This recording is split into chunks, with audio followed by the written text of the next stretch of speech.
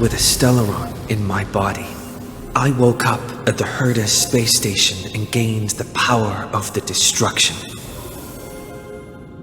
A world that'll give rise to a Lord Ravager would definitely draw the attention of the destruction. The Stellaron in my belly is gonna be super useful. But what if I end up pulling in the Antimatter Legion or the Annihilation Gang? Can they really help?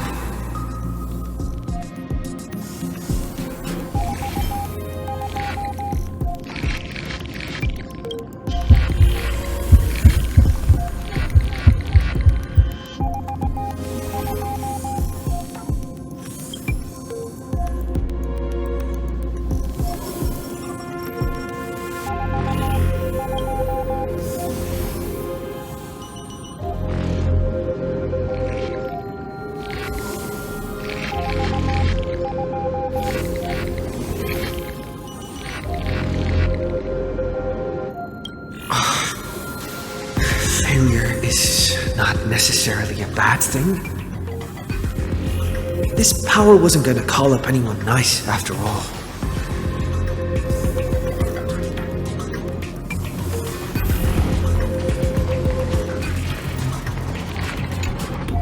I obtained the flaming lance left by the architects and gained the power of the preservation in Bellabog. That's right! No matter how far away a planet is, the IPC is guaranteed to pay attention as long as there's a business opportunity. Isn't Amphoreus a pristine and untapped market? Besides, even if I can't call up my friends from the IPC, the architects and the nomadic miners should be able to help too. There are definitely cities and ores in this world.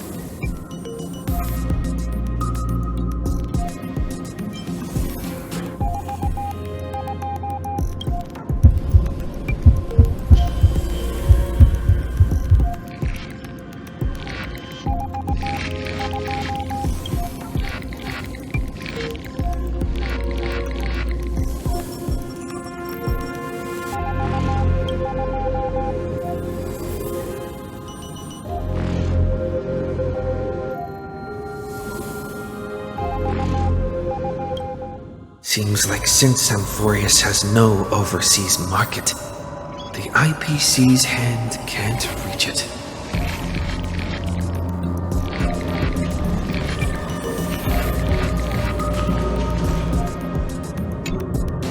I received the Watchmaker's hat in Penaconi and declared war against the Order, and then gained the power of the Harmony. That's right! The benevolent family must still remember me for saving them. Their music echoes throughout the stars, and they'll definitely want to help. Come, dear hat. I've put you aside for quite a few chapters already. Sing with Clocky. The world is in harmony and the stars shine bright.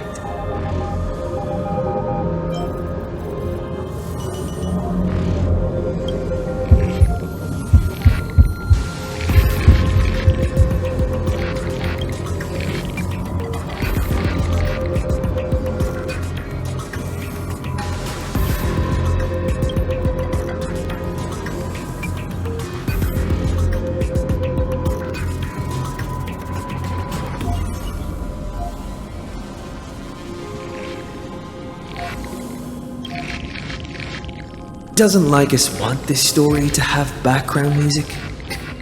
He has such terrible taste.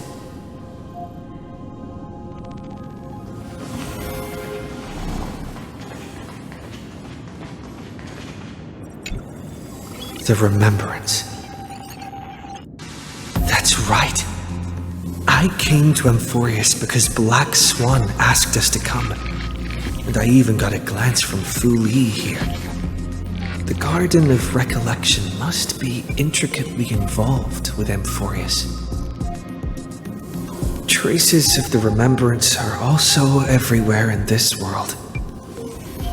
I don't know what they want, But I don't have many choices left in this crisis.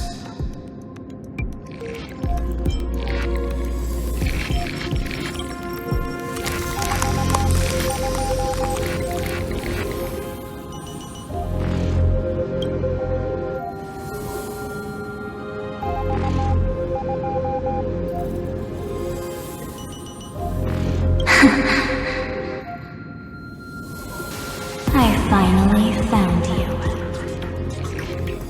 Following the sound of memories.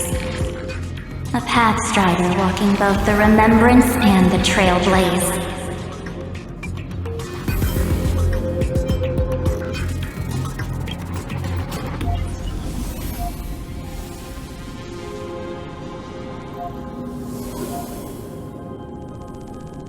Warning! Warning! Warning!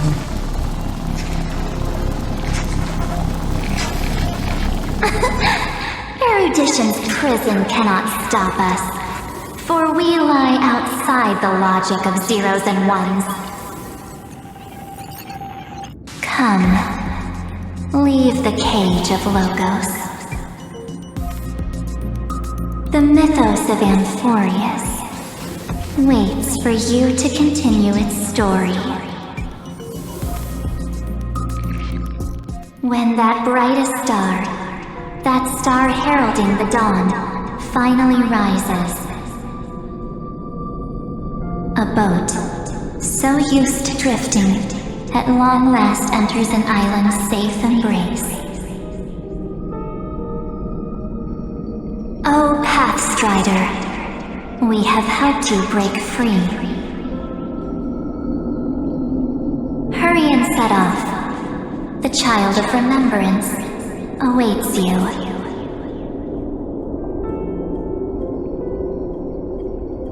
March? What's she doing here?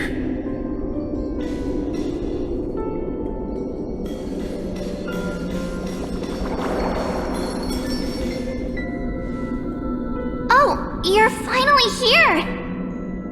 We haven't seen each other for such a long time. My good buddy, I've really missed you.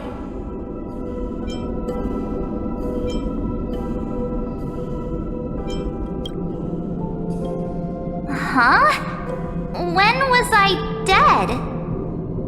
It's been so boring waiting for you in this place. There's no one to chat with, no internet, and not even anything to eat or drink. It's basically a prison. Now the great hero is finally here to save me! Yippee! You must have seen a lot in Amphoreus during this time, right? You gotta tell me all about it!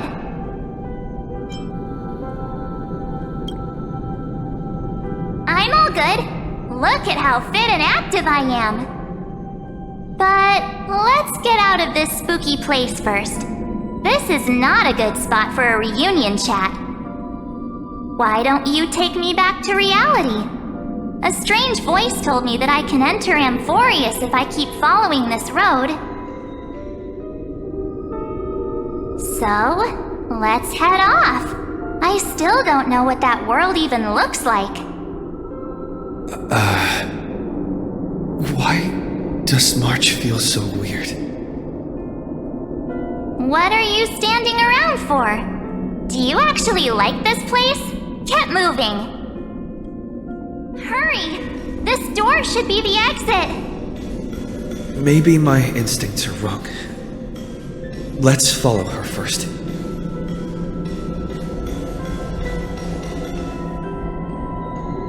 Are you okay? You haven't said anything for a while. Has it been so long that you're still missing me? There's no time to waste, though. The Chrysosairs and the geniuses are all waiting for you. No. The discrepancy is getting worse.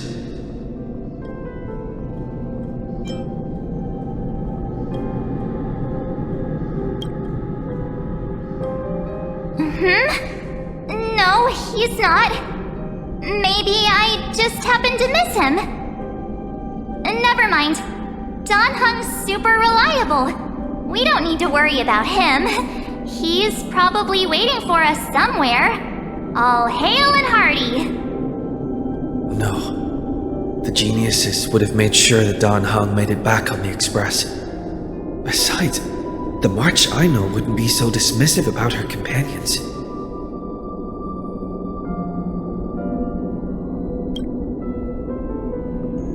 Huh? Isn't Amphoreus the world of the Chrysos heirs and their hero's journey? I could figure that out in an instant. But Amphoreus cannot be observed from the outside. She couldn't possibly know about these things. Unless Don Hung told her.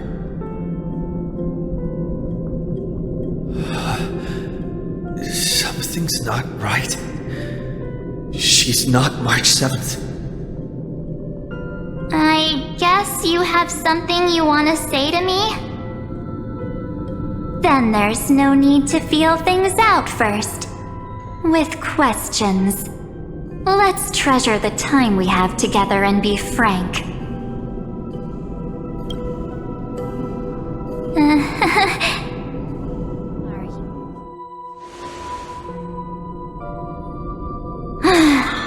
As expected. A glimpse of memory is not enough to deceive the bonds of friendship forged between the nameless.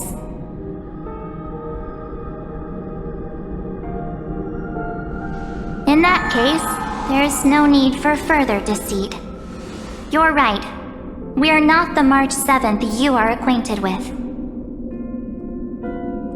But we can send you back to Amphoreus, as long as you are willing to help us. We are the Garden of Recollection. You should be very familiar with that name by now. Just as a reminder, while you hesitate, time is quickly ticking away in Amphoreus.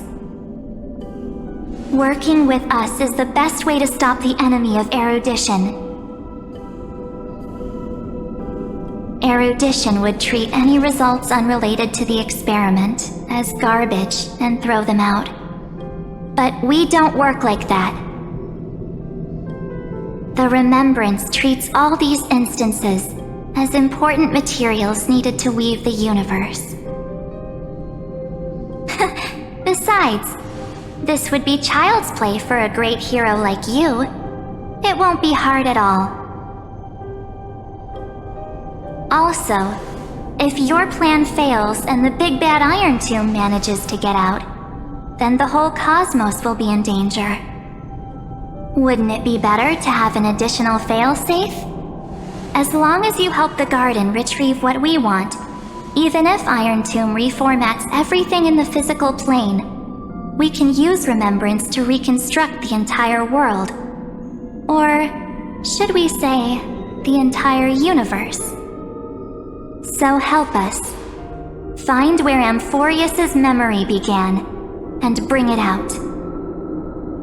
The Master of Anastrava has already glanced at you. Don't deny it. That storybook is the best evidence. Say, you aren't seriously gonna be moved by their pretty words, are you? I am the one who commanded those little ones to lead you out of the prison. But I didn't expect to attract little gnats trying to take advantage of the situation. While remembrance can help you return to Amphoreus, there's no need for you to do it the way they want you to. Of course, there's also no need for you to make any deal, or pay any price. For you, this is probably a long time no see. My dear.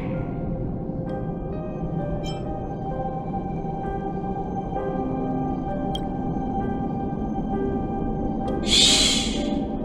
There's no need to say anything. I know. You have so many questions swirling around in your memories at this moment. And you feel so helpless. put them aside. For now, all you need to do is trust me.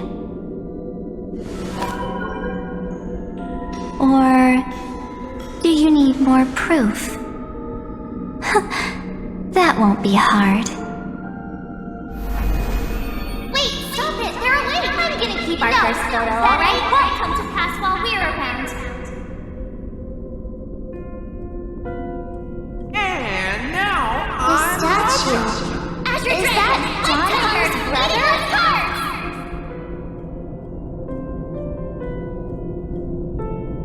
Oh, did you hear that? She just called me, but my future is full of pain. We won't escape from it.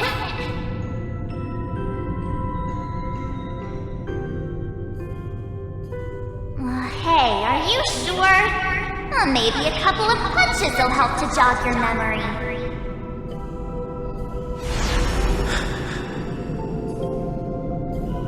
It's as if they all happened just yesterday, right? I don't want to lie to you, which is why I will not use her name. The 3rd month of Amphoreus is the month reserved for the Veil of Evernight. So, place me into your memory using the name Evernight for now. I'm happy to explain more, just not now. We might have a lot of time to ourselves, but Amphoreus does not have that luxury. If we do not stop erudition and destruction, then the journey you've treasured so much will face the prelude to its obliteration. A countdown not in amber eras, but in days, minutes, seconds. So, take this gift. This burning core flame. This footnote of a transaction. It contains hope and the warmth of the entire world. Ripples of past reverie. She hid this fire in the long river of time, hoping that her wishes would transcend time to reach your hands in the future. Now, take it, and return with it, dear friend. Return to Amphoreus, and overturn the final era Nova. Witness the time that stood still for the Deliverer, and the resistance that never bowed to the destiny of destruction over the long years that passed in a flash. Then, with this core flame blessed by the remembrance, respond to their hopes and blaze a trail to the future. And I will silently watch in a corner of time, waiting for our next encounter. I believe the wait won't be too long.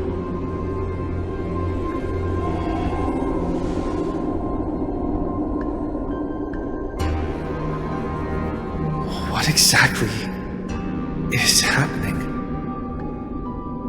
Keep going. Keep trailblazing. For Amphoreus. For you. And for the March 7th in your memories. Go forth.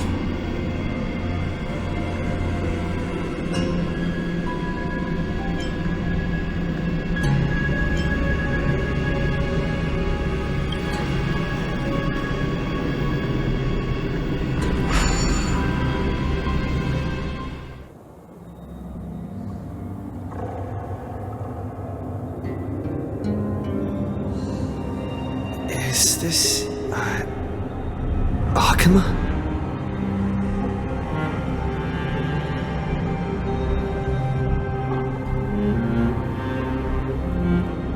No one's here. And the dawn device is off.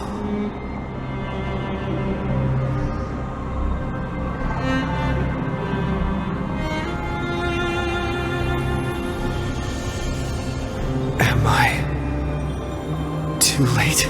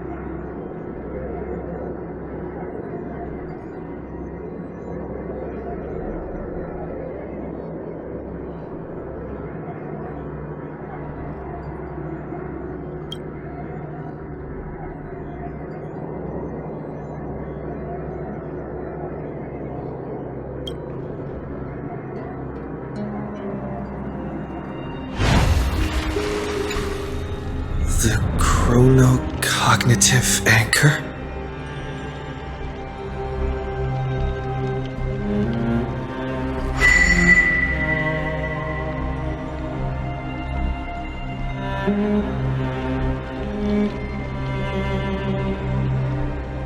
There's so much I wanted to say for our reunion. Yet now that you're back, there's only one thing to say. Welcome back, friend. It's been such a long, long time.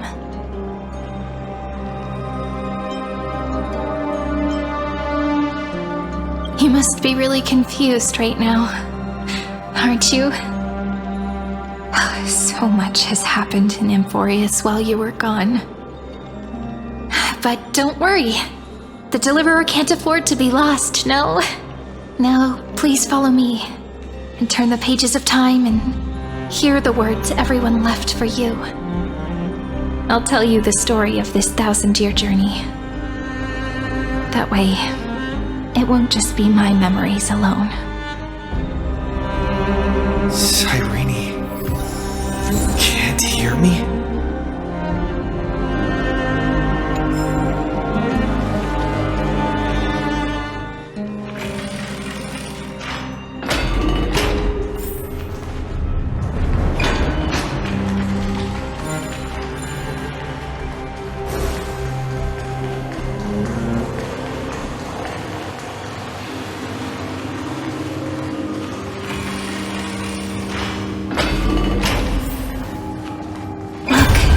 Scenery of the past has resurfaced.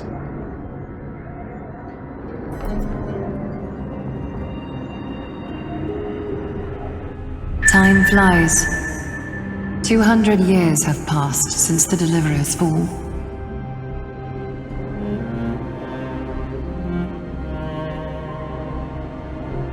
We had to return 3 core flames of law, romance, and ocean to stop Lygus, but even so, Terravox has fallen. The 2 geniuses vanished without a trace, and Seridra embraced her fate. At this rate, Era Nova will come, and Amphoreus will fall into the destruction.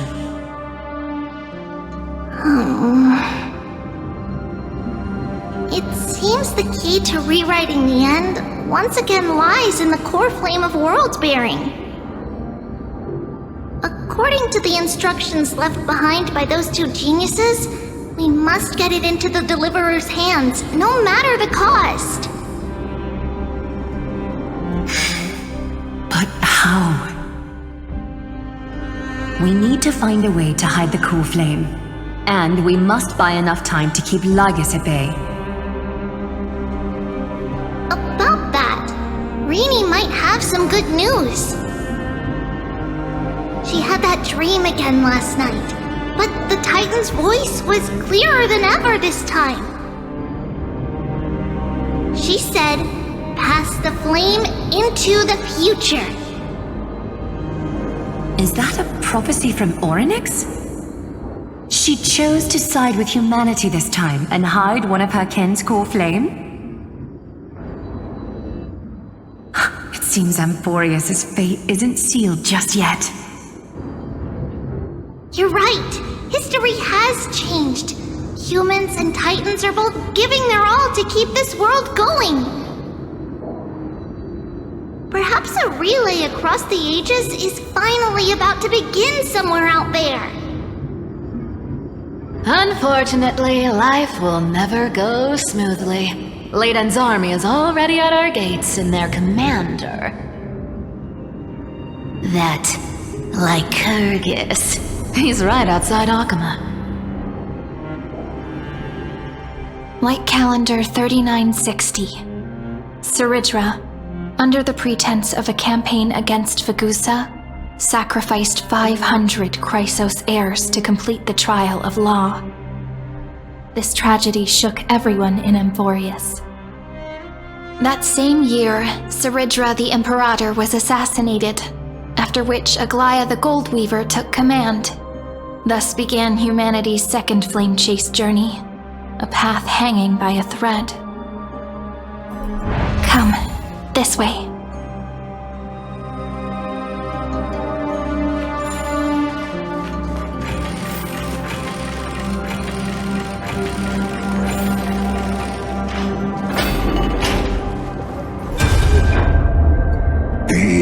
Eternal Holy City? What part of that eternity ever lived up to its descriptions in poetry?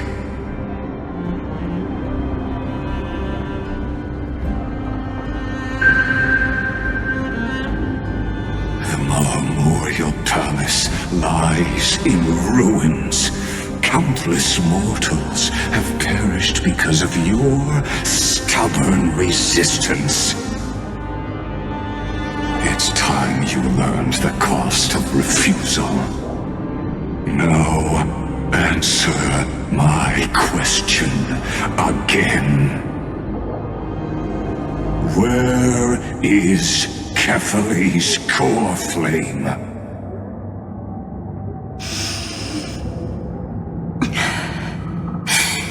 You really think you'll find it by razing the holy city to the ground? From what I see, all you'll get is dust and disappointment. Don't forget, you can't kill the Chrysos as mentioned in the prophecy because of law. I have never denied that. Which is why I now place my hope in the faithful citizens of Akama. Perhaps they'll give me what I seek in the echo of your screams.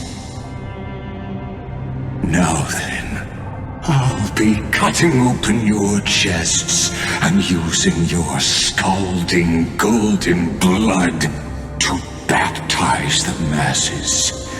Allow me to apologize in advance. We shall start with you, blind and foolish Lady Goldweaver. Leave this to me, Lady Aglaea. You must get away now.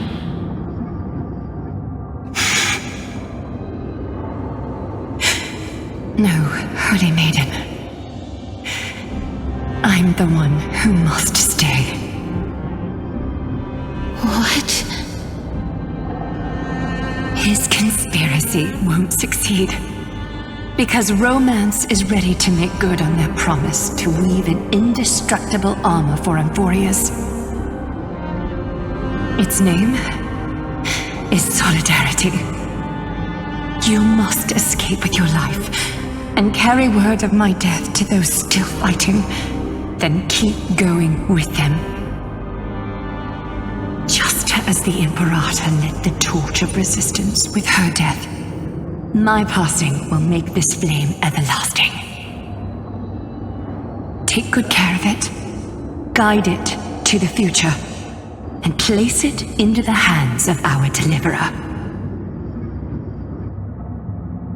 50 years later, Lygus led his forces again to Akama. He charged directly into the Holy City and razed the Memorial Palace. History would name this battle the Third Siege of Akama. 90,000 brave souls gave their lives for Akama that day, including their fearless leader, Aglaea. Go forth, deliverer.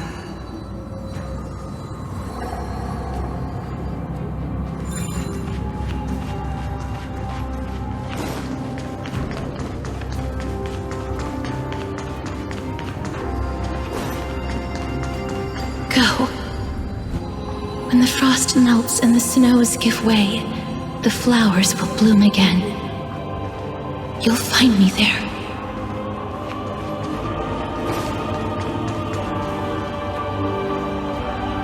So what you're saying is, Princess Homebody, is never coming back, is she?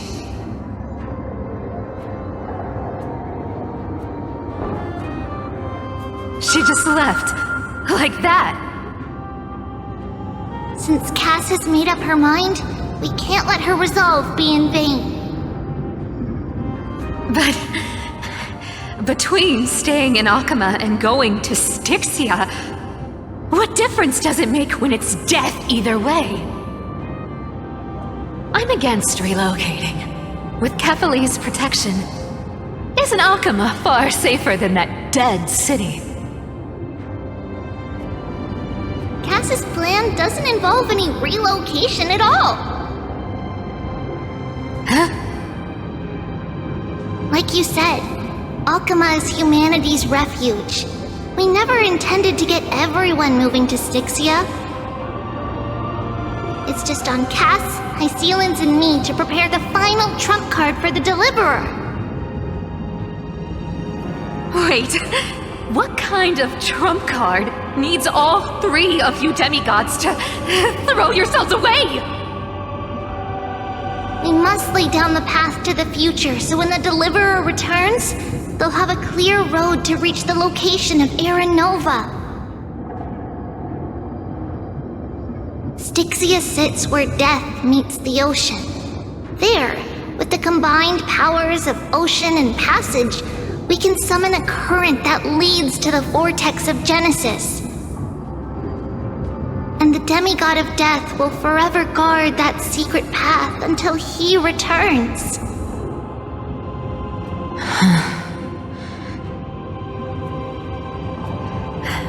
We all know Lygus will set his sights on the vortex of Genesis. That's exactly why we have to do this.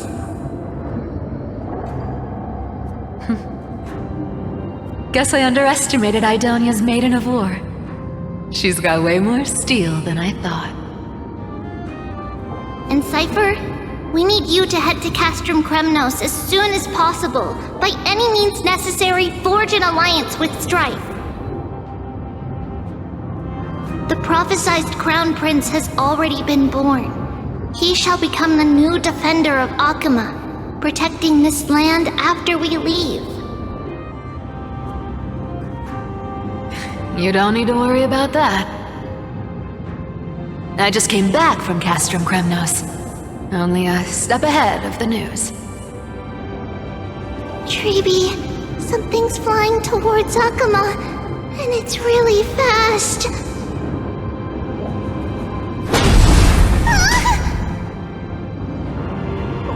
What is it? It's a spear! It's the Kremnoans. Their king's already here. With the protection of the demigods Trebios and Cyphera, Akama endured wave after wave of warfare, though just barely. Castorus chose Styxia as the last resort, and completed the trial of death, causing the stagnant waters in the River of Souls to recede. Soon after, Trebios departed on a long journey. That same year, the Kremnoan king Euripon, along with his son, Prince Midamos, joined the alliance to safeguard the holy city in the Battle of Deliverance.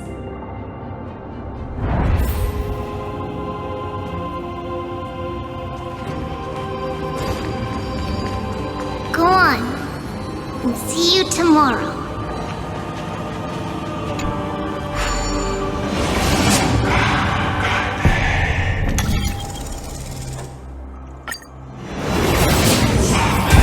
Me apart buys this world even one more second,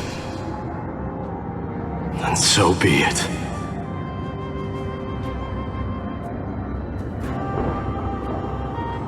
But it's gonna hurt a lot! Pain brings endless torment, but it can never destroy me. I believe that you were thinking the same thing when you stepped through the gate of infinity and jumped off that cliff.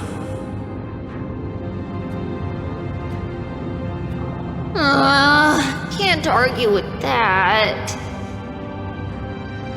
In the current situation, this is the only path Akama has left. Just do as I say.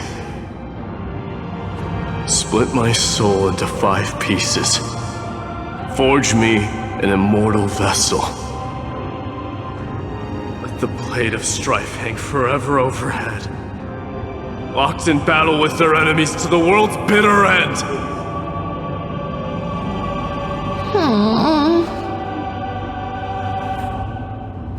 There's no need to be sad, Lady Trebios. Haven't we already taken great strides towards that promised tomorrow? In this life, my people no longer have to drown in false guidance. Kremnos has washed the blood off its fate. Amphoreus no longer needs a god named Strife. So let me shatter the former laws and turn the Lance of Fury back into a weapon that protects the world. We understand.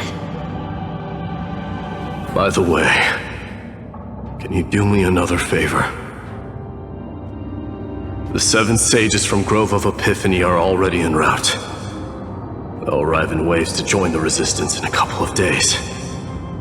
Among them is a scholar named Anaxagoras. He has extraordinary insight and fears no sacrifice. This soul-rending ceremony wasn't just my decision. It was his counsel. His wisdom will surely be the backbone of Amphoreus' survival. Watch over him.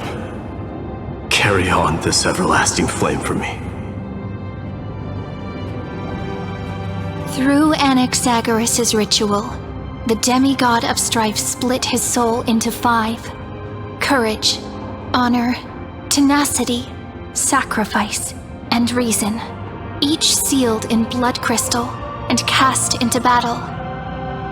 The people held a 10-day funeral to mourn their fallen god king, and through his sacrifice, humanity was granted 200 years of peace.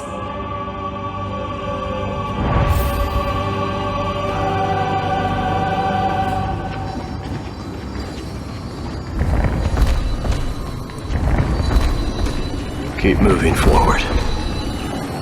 My blood will pave the road ahead for you.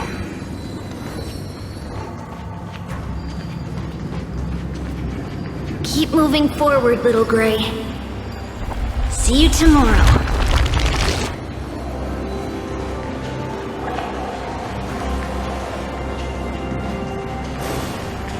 That seamstress wasn't wrong when she said a lie needs more lies to keep it together.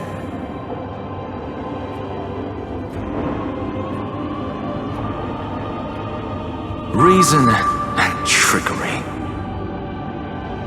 Never thought we'd be the pair to finish this final setup. Can't catch that Tin Man without your little slides. Besides, this is our last shot. Not the time to be picky, right? Don't oversimplify it. Lygus just found out Akama's been an empty shell for the past 50 years. He's bound to be furious. At this rate, he could have done anything. That's exactly what we want. Rage blinds even the brightest minds. Doesn't matter how much of a genius he is, the principle still holds. Once he storms into the council and confronts me head on. You trigger your alchemy with a boom and turn him into a caged beast. Easier said than done. You still have to pass yourself off as the deliverer without anyone catching on. And you really think a human alchemical array can bind a godlike being? That's just nonsense. What? Getting cold feet? Or you just don't believe in the almighty worth of the demigod of trickery? Just tell me straight. Can you do it or not?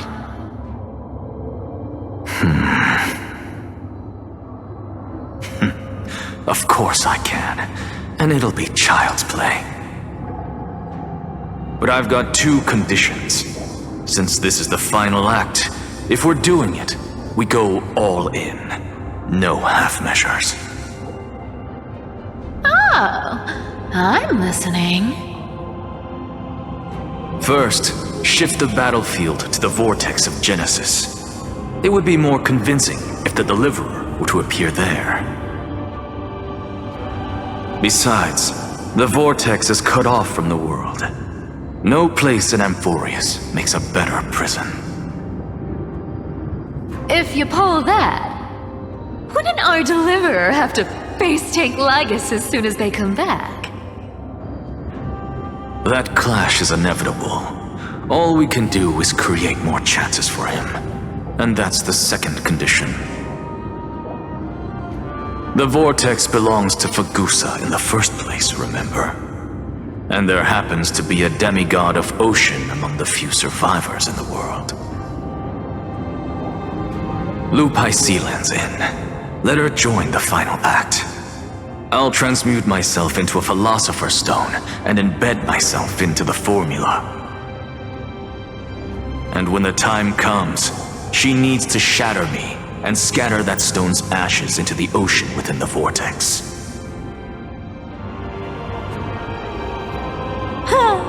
I guess people weren't wrong when they said you're insane, Grove Boy. I've got no idea how to outwit a reclusive genius. But making an anti-Catheran suffer? The demigod of reason has 10,000 ways to do just that. And what I just mentioned was one of them. So what exactly does your formula do? Now that would spoil the climax, wouldn't it? By now, Hyacinth must have completed the Sky People's ritual. Since that theorist loves a good performance as much as I do, let's make sure he enjoys our show to the fullest. As for how the Deliverer will complete the Era Nova, well, that will no longer be our concern. It was the last battle known to the world, initiated by two demigods least suited for war.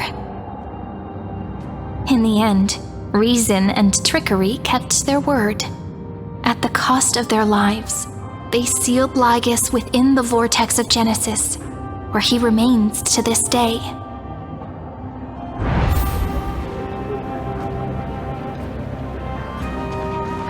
Go forth. Finish the greatness left undone.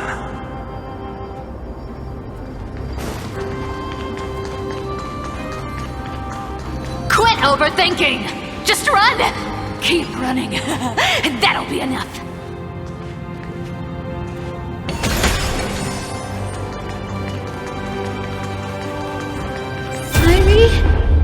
It's dead quiet here.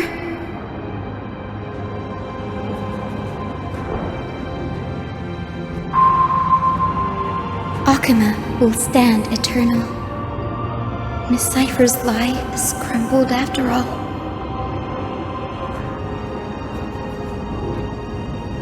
But it's alright, because all of us have fulfilled our purpose by now. When the Deliverer returns, no matter where he is, sky will turn clear, and a rainbow bridge will rise, carrying him to the final battleground. Siren, this arduous relay is finally nearing its end. Now, I'm passing the final baton of fate to you, okay?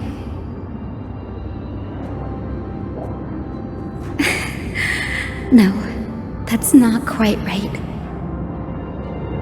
After all, it was you and him who lit the first spark of this journey, wasn't it?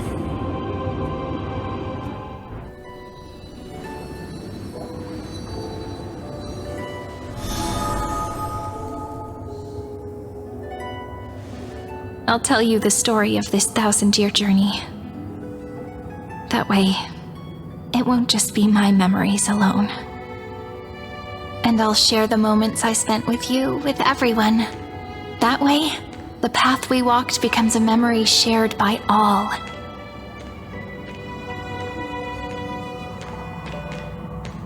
People will know that there's nothing left to chase. Amphoreus has already welcomed the dawn foretold in prophecy.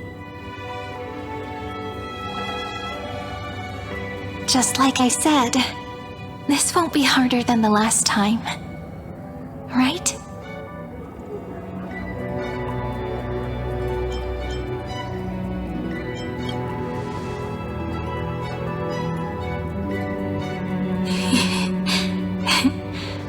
I wonder what kind of expression you're wearing right now.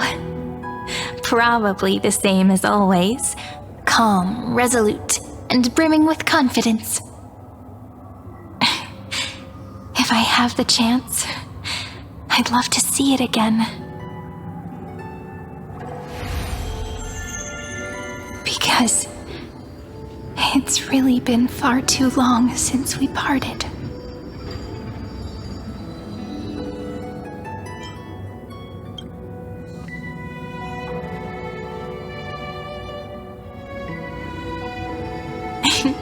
Someone as sharp as you must have realized by now that this isn't reality, but a maze of time. As the last link in the relay, I will return to the Temple of the Three Fates, tell Orynyx all of our stories, and bottle every page we've written into the little flask of memories. And then, may it set sail in peace, drift down the river of time along with the core flame of world-bearing, reach your side, and lead you back to Amphoreus. Just like the first time we met, right? Even though this cycle has no demigod of time, time has always stood on humanity's side. This is the only way to make sure that the Era Nova won't happen before you return. And the only way I can safely entrust the completed final flame chase journey to the Deliverer's heart. After all, the new world will be born from your memories, and the protagonist of this story mustn't be absent.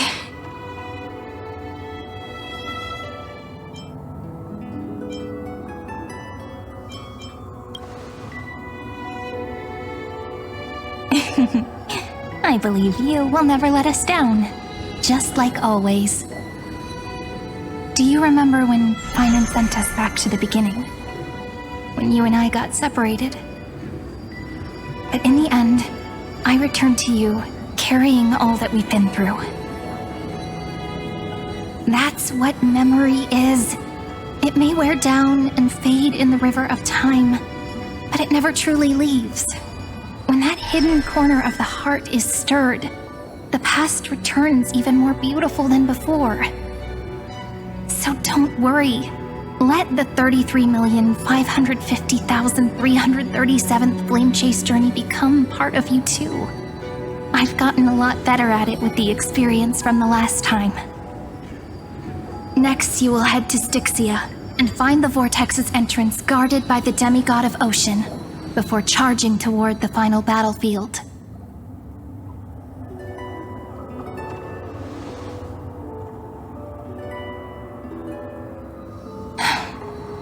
Don't worry. I'll be with you. All of us will. Even Finan. We'll stand with the Deliverer.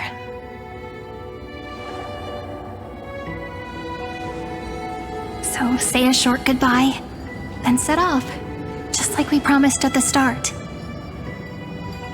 Toss away all unnecessary worries and troubles, and bring our smiles and determination into tomorrow.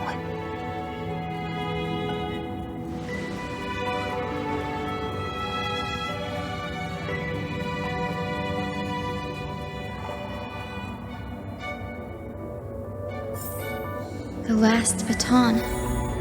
I wonder how long you'll have to wait before passing it on to him.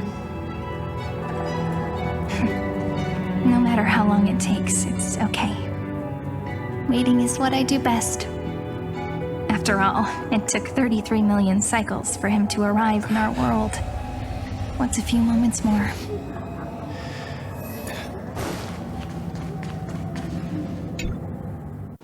But, Syri, what if you wait and wait, but that hero never arrives?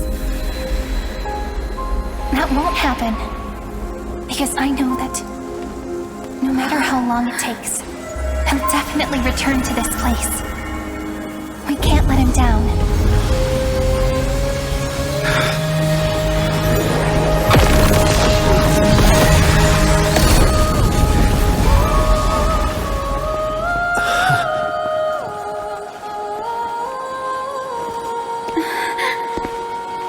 Sky shall rain rays of dawn for you. May romance be with you on your journey. And reason grant you enlightenment. Let strife bestow you with inspiration. Trickery ensure your success. Allow death to protect your soul. And at last, let passage point the way forward. Well, time will remember the Trailblaze's journey.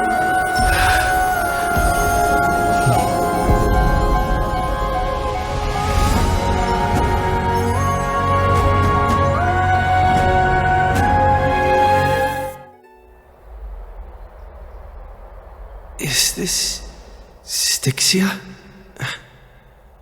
What happened to this place?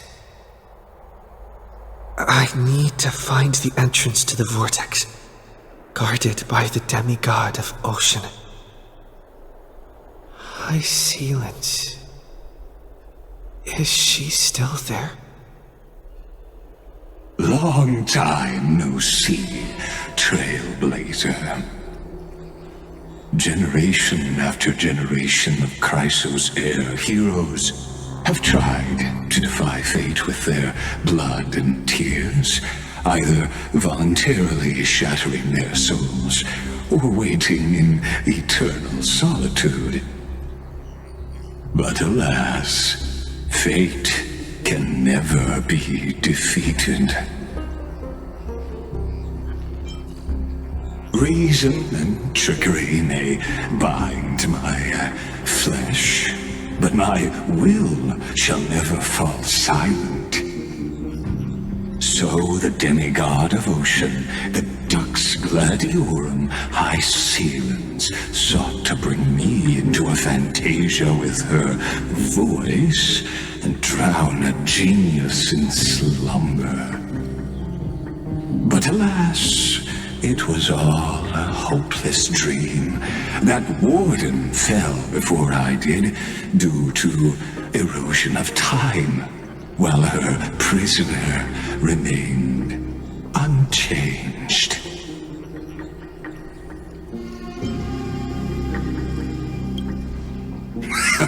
True, I can't leave this place, but what of it? You should have heard of this fable. In a shadowed cave lived a people, imprisoned from childhood, and chained so that their legs and necks are fixed, forcing them not to look around at the cave, each other, or themselves. Behind them is a fire, and before them loomed the stone wall of the cave. The flames cast shadows, while the rocky surface threw back echoes. To them, that false play is the whole world. Yes, I'm trapped in the cave, but I know it's all just a fleeting illusion. I don't struggle in dreams. I wait. And now, my deliverer has come to defeat me and save this world that never owed you anything. Oh, you'll need to awaken the singer here and unseal the prison called Vortex of Genesis. You'll be the one to unshackle me and bring the cave crashing down. Of course, I don't mind waiting a little longer. Let me guide you through this next illusion. One last memory from that prison warden. I hope you'll watch the stories of this Fantasia closely. Logically, the Deliverer must see the world for what it truly is. Emotionally, this memory captures the fate of everyone in Amphoreus better than anything else. Only by feeling it for yourself can you understand my point of view. The meaning of destruction.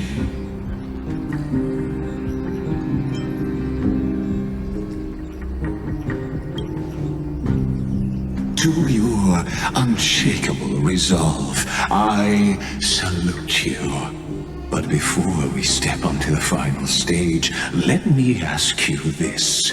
In the spirit of that fable I told you just now, can the prisoners in the cave learn to see the shadows and echoes for what they are, and stop mistaking them for reality?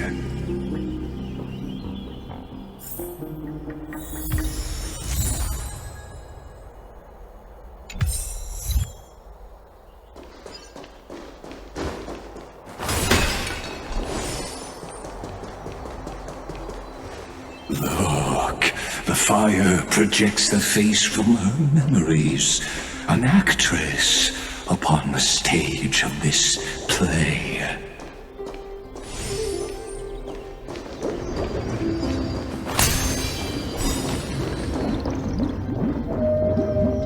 The dark tides flood the sea, and our kingdom teeters on the edge. Fear not. Our queen has gone to the borderlands. She'll quell this calamity herself. This is the scene when the Chrysos heir of Ocean was born. She was once of a Titankin race named Sea Sirens. At that time, Kozlana had suppressed the Black Tide's rise, but he was unable to remove Iron Tomb from its roots. The Black Tide still roiled in the depths of the world, and the kingdom of Sea Sirens was the first to face the destruction head-on. Listen, I heard Electra's voice. She's calling to us. Let's go. Her voice carries the queen's command.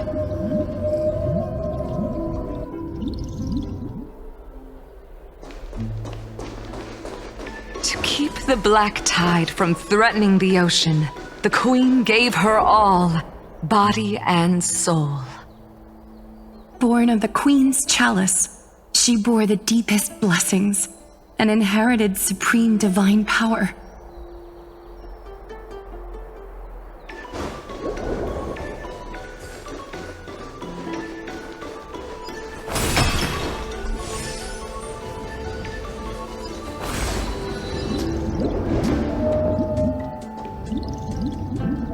My sisters! You're finally here! Of course, Electra. Your beautiful melody drew us here.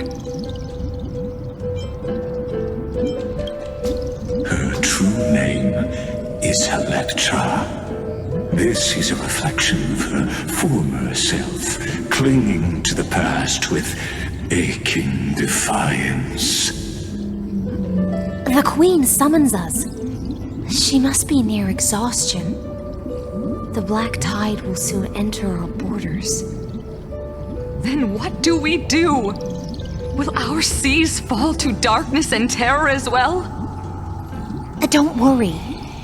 We shall lift the chalice in her stead to catch the Black Tide, and stand together to safeguard our realm and its people. So, Such tiny titankins, thinking they can stop the tide of truth. How naive. And that naivete is the root of all suffering.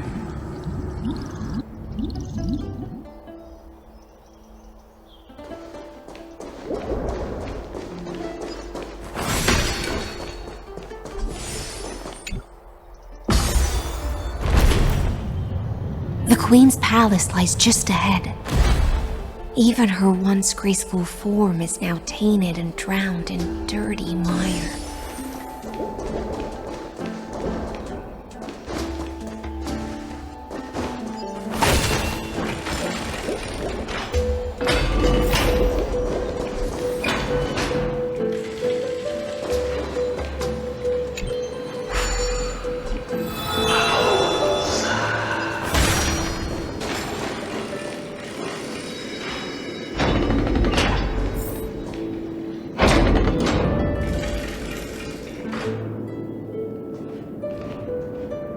Oh, Phagousa, our noble queen, we've come at your call.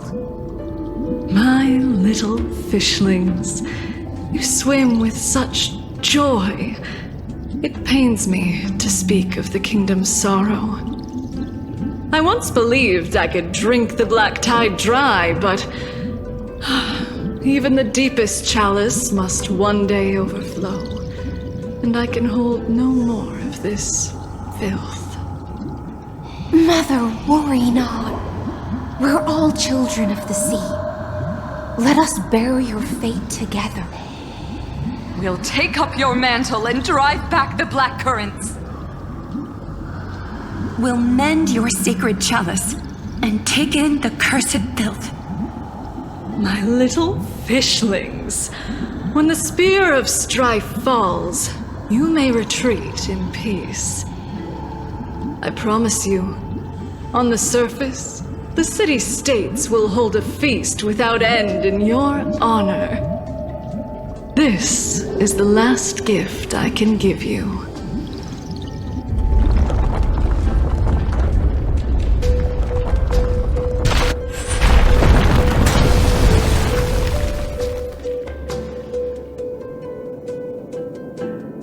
Phagousa sank into the abyss.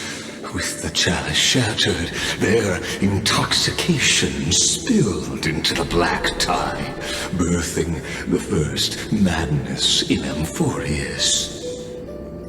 Sea sirens followed one after another, hunting for the Titan's fragments, until their flesh decayed and their bones crumbled, all for the promised final feast. Keep watching, but tread carefully, for the stage ahead is crumbling with age, just like her shattered fate.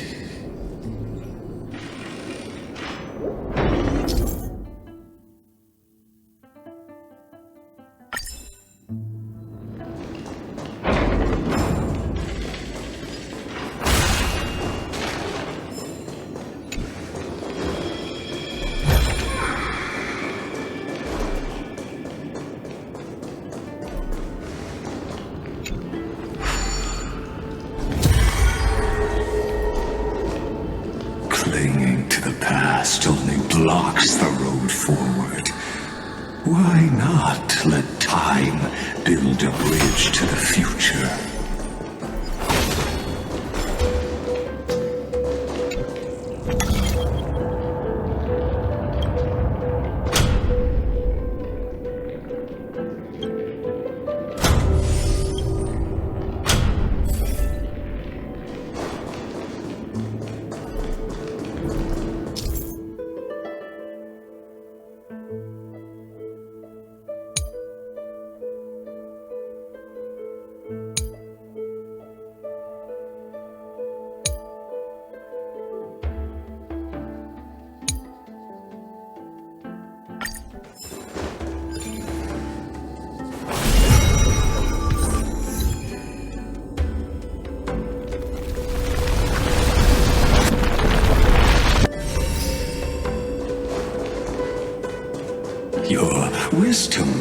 surpasses even the bounds of reason's model.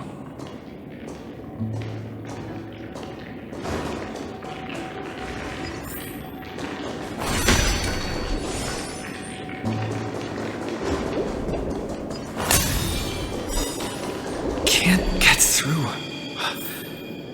Looks like I'll need the miracle orb nearby.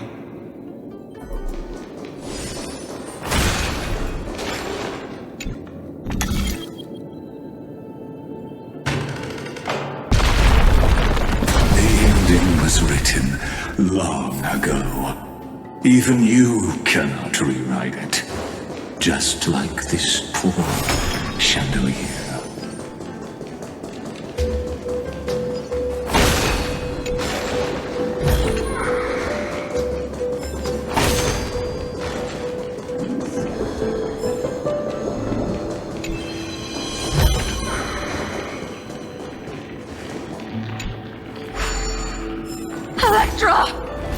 The fiends have gnawed my tail. I can no longer swim to the far seas. Electra! The black sludge has soaked my fins! I can't dance with you anymore!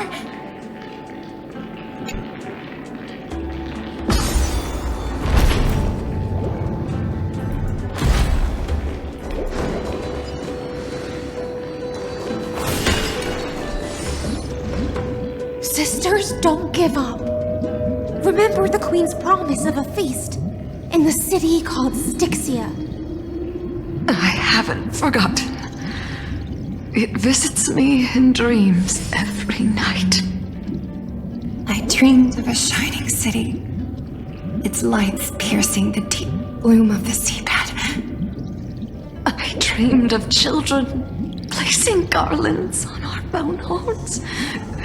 And poets praising the sea sirens for shielding the world. But what a shame. We can go no further. Please, sing to the humans for us. Sing of the deep sea's legend in our place. Feast. Song.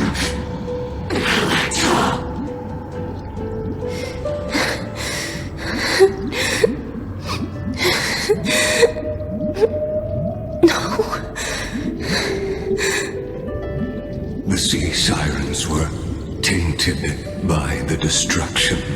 Their flesh rotted away. They became the black tide creatures of this cycle. Farewell, sisters. I'll finish this last task, then return to prepare your feast. And so, only one sea siren remained among the sea floor. High seamans, swimming alone through the seas, burying her kin, and searching for the fragments of the chalice of plenty. Though most of that journey was in vain, why not use the power of time to leap ahead toward the journey's end?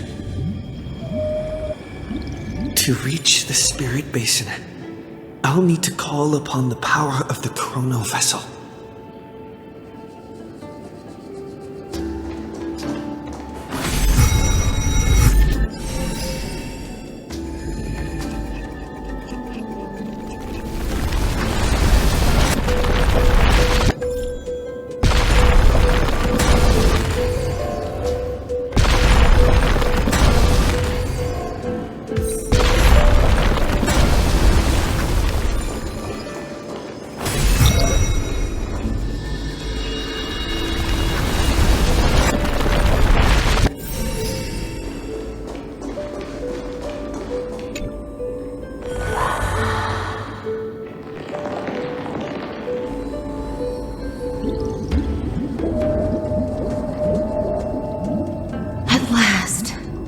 The chalice of plenty is whole again.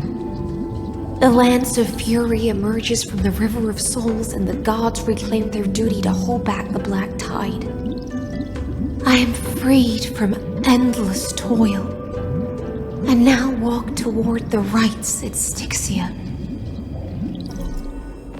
I bore my sister's dreams upon my back, took on a graceful human form, and hoped to find a grand celebration on the shore. My fins became legs, my scales became skin, and the sea foam on my body became a shimmering gown.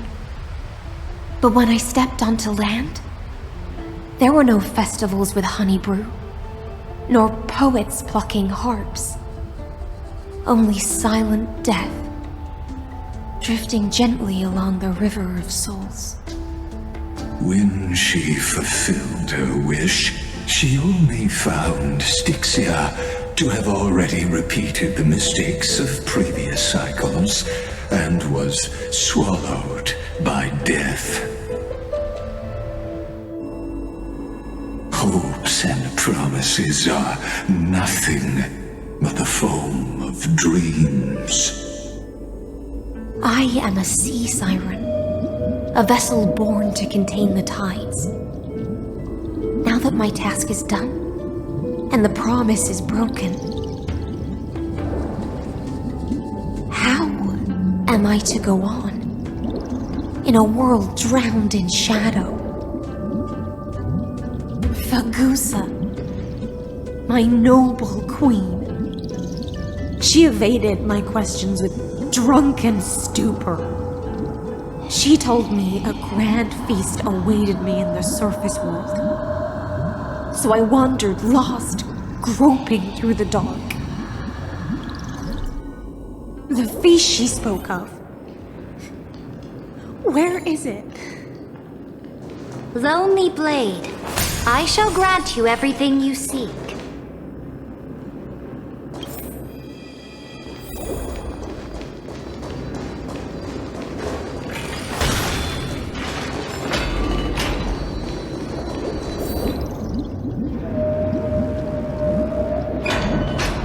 After wandering the surface for ages, the lost sea siren met her future conspirator.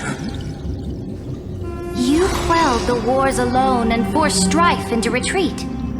This swordfish that commands thousands of legions, whom does she serve? Yes, Seridra, long before she became the Imperator, was already burning with ambition. Sovereign who follows prophecy. I am no one's sword. I am just a wandering fish, seeking clarity through bloodshed. Then how about letting the sword dance for me? And letting the violin sing in my name? Tell me, what is it you seek? All I want is a feast where I might belong. Such a demand is trivial with the Sovereign's authority. I'll grant you a banquet worthy of conquest and comrades to toast beside you. But night, you must offer me your heart. My heart? Yes, a loyal heart that will generate no betrayal. You were deceived by gods and drowned in the ocean's darkness. But now, I will lead you forward and be your light. So be it, noble monarch. The law you proclaim shall govern my every breath. So be it, noble monarch. I am simply becoming someone else's vessel once again, and accepting a duty given to me. And thus, in her hollow drift, she finally found a new purpose. like sunlight piercing the deepest trench.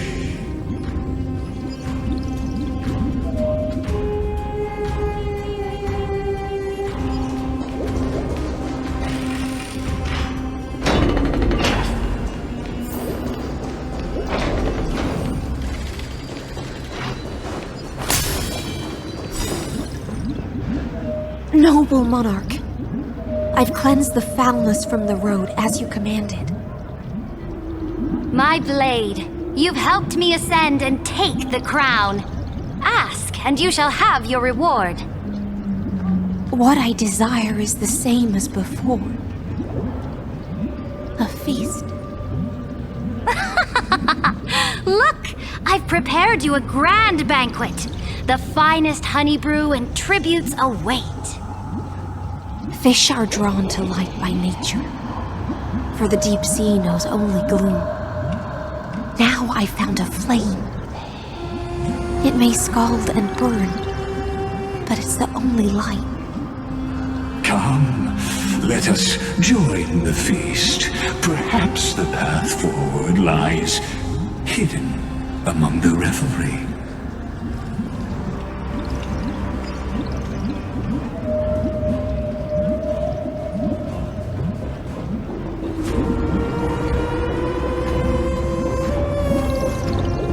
Have you heard that the Imperator's about to begin a new campaign? Her glory will no longer be bound by the borders of Amphoreus.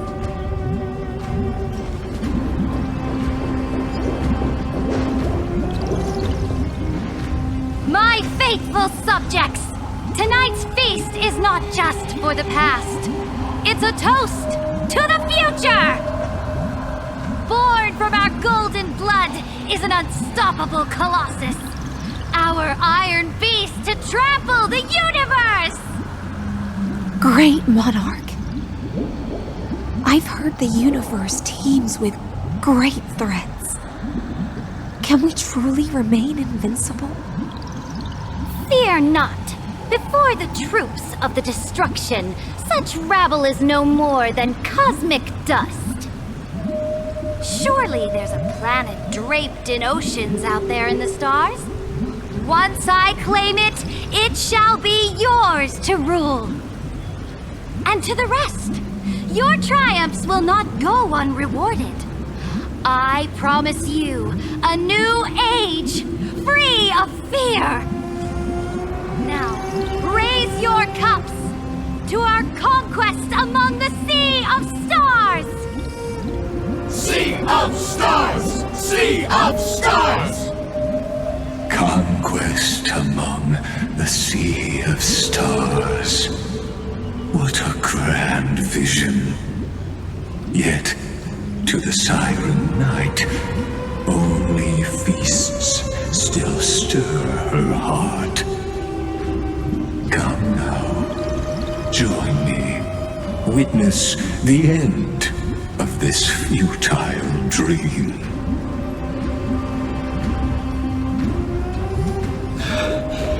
Where's the way out of this illusion? Come quick! Let's celebrate together! I've saved the finest brew! Come taste it with me!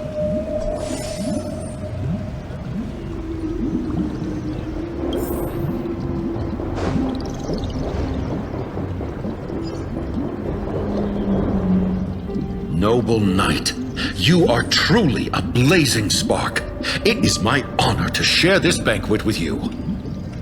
Noble knight, you have earned victory with your blade, and you have every reason to revel in this moment of triumph. Let me pour you a glass of honey brew. Noble knight, with the sovereign now enthroned, this triumph is yours as much as hers. Let me raise a toast to you. Noble knight, your strength is boundless. Lead us to conquer the universe, and let us toast to that vow! Then drink we shall. Raise your glass. In the deep sea, I never knew what fire was.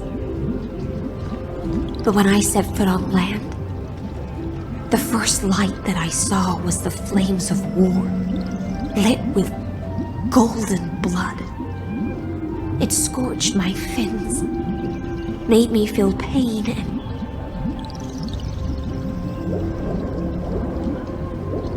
ignited an unprecedented hunger. A hunger that flickers in every hero's heart. So bright, yet so blinding. Look! The monarch herself has taken her seat! Hear that? The court sings her praises! Come! Join us and praise her glory!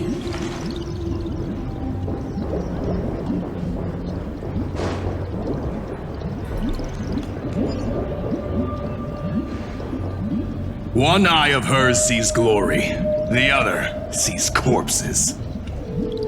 And yet, she cherishes the name of glory more than fear and death.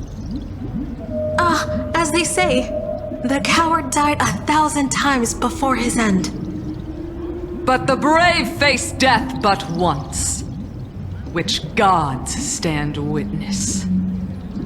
On the eve of war, we sang our hymns and set our sights to sail beyond the stars. The legions will climb aboard the beast, riding it like currents across the cosmos. Planets after planets flew the flags of her crown.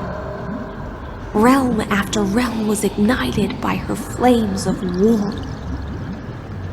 As the final resistance fell silent, a vast empire rose from among the stars. And this small pond at last embraced prosperity and peace. That's how the story ends. Tell me, visitor, in this dream, did you enjoy the show?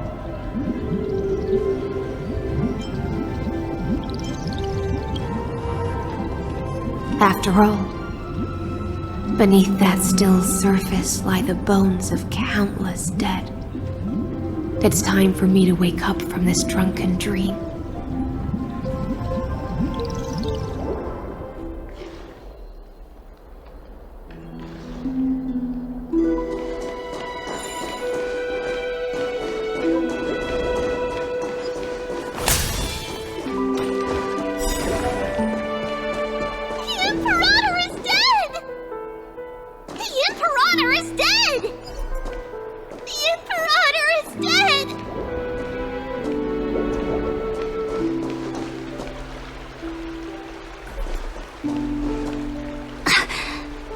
People once cheered for my ascension. And now they cheer for my fall. The cosmos. The battlefield that I cannot reach.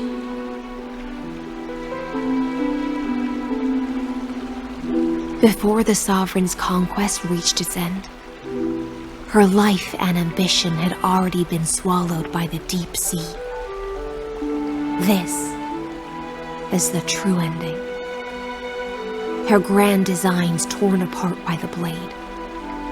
Her regal robe soaked in golden blood. And the one who struck her down? The one who struck her down was her most loyal Gladius.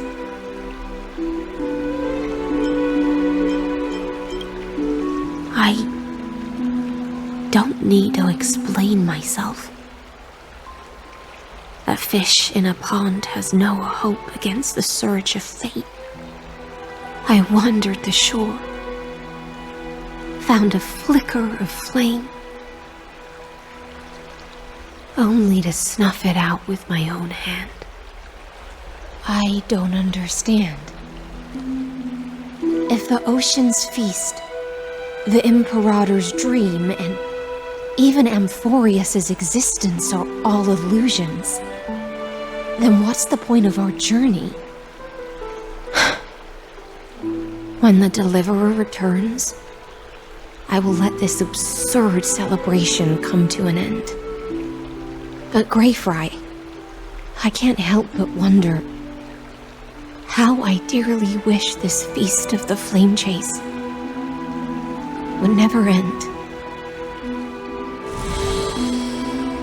It seems she sensed your presence. The Fantasia's foundation is starting to crack. Let's return to the prologue. Remember the allegory of the cave. Can the prisoners in the cave learn to see the shadows and echoes for what they are and stop mistaking them for reality? As you've seen, when she cast off her chains, finally turned to look around and moved her legs, her reward was nothing but searing pain. The light will blind her, for the fire behind her had never once actually touched her eyes. Her legs will buckle beneath her, for she had never learned to walk forward. And so she fell into infinite confusion and fear, and came to firmly believe that the shadows and echoes were the real world. But we in the cosmos, are we truly any wiser than she was? Now, nameless one, fateless one, ask yourself this. The paths you tread, the eons you worship, everything you've trailblazed with your own hands, could it all be someone else's projected shadow? Let's leave that question till after the curtain falls. Once you've unearthed every last truth and reached the prison built for me by the demigods, I'll speak with you face to face. I, the Theos, have walked the 30 million histories born by Kozlana. 1,000 years is a mere atom in a grain of sand to me. Amphoreus, compared to the cosmos, is but that grain upon a whole beach. I swore to bring an end to the erudition. Would I really let a single grain grind down my mind? Now, please use the power of time to open the gate to the ocean's depths. Go, find the prison warden tormented by loyalty. Find her. Step into the world's vortex, and once there, end everything between us. That palace reflects the heart of the demigod of ocean, intoxicated, stagnant. There, you'll witness the true beginning of the saga of deliverance. An ugly history, long buried by tides and shame. A staircase of apotheosis that the Imperator forged with the golden blood of 500 human sacrifices under the pretense of conquest. I'll wait for you at the heart of the world, but to reach the place, you must find the prison warden, lost in her stupor.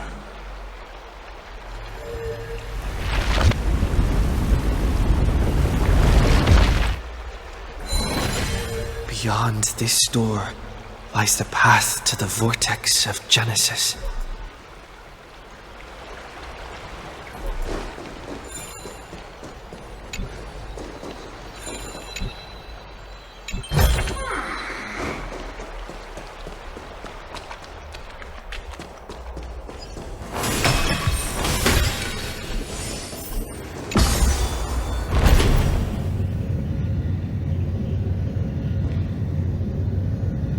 Now step away from this false banquet.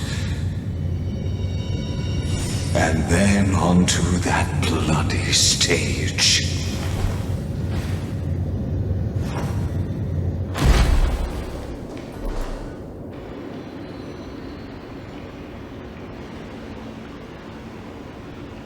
The palace that worshipped the ocean, the sanctuary connected to the vortex, was also once the battlefield of the first flame chase.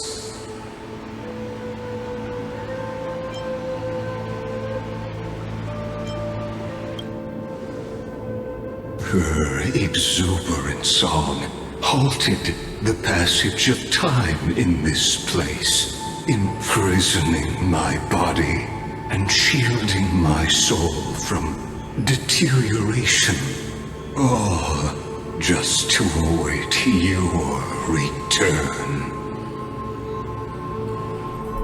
The twisted time and space reflect her confusion.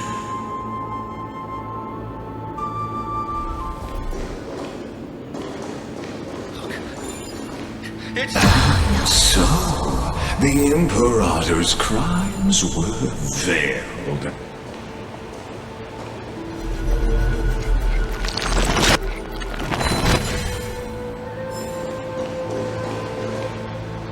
Stay away from Apollonius! This cup of honey brew, what a sweet aroma. Run, Virginia. Ducks have Calythist. We can't give up here. Love steeped in death. How delicious.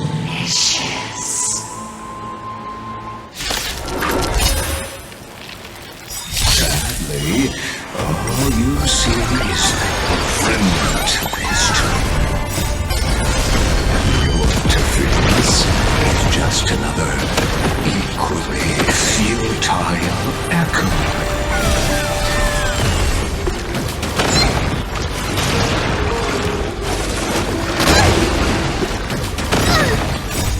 Watch over you and guide you on your path.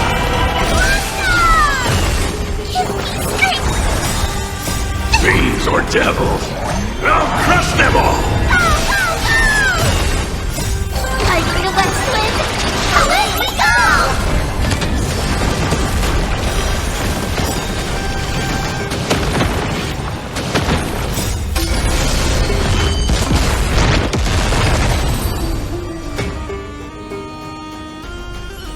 Apollonius, look.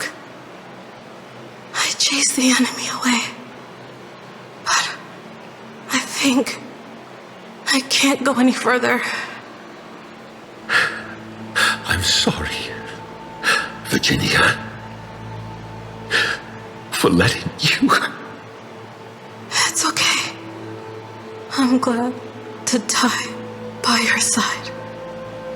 Ah, such an ironic twist of fate.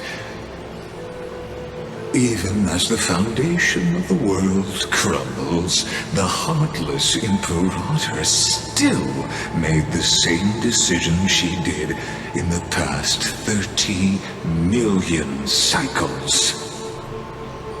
During the first Flame Chase journey, the Flame Chase Legion stormed Styxia. Tens of thousands of sea sirens surged from the River of Souls, crashing toward the heroes like a tidal wave.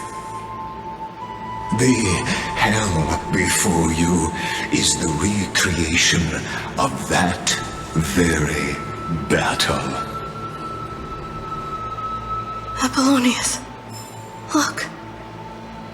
I chased the enemy away.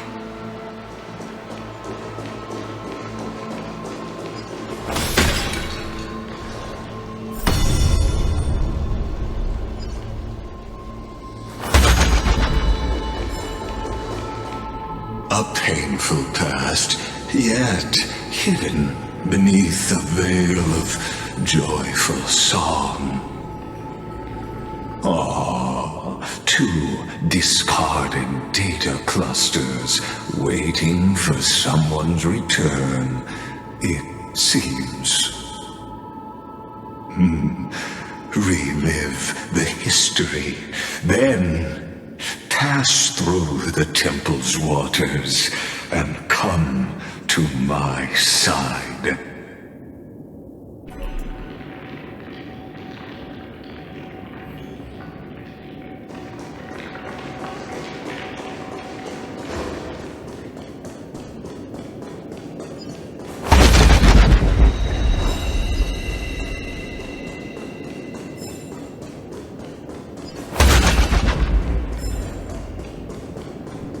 Isn't that the deliverer? He finally made it!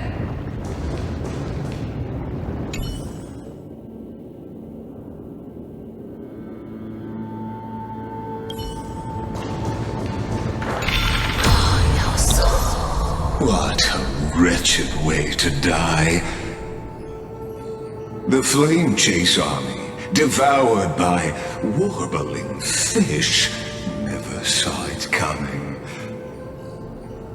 Look, the cruel Imperator and her Knight Commander, the pitiful Warden. What a perfectly matched duo of test subjects. Their hands drip with blood, golden blood. Raise the bridge and cross the river of fate. This path of the prisoner is far from over. Imperator! Imperator!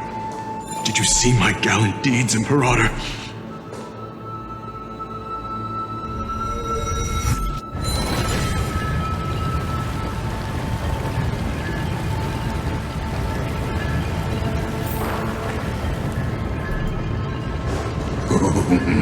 A sovereign and the sword at her side.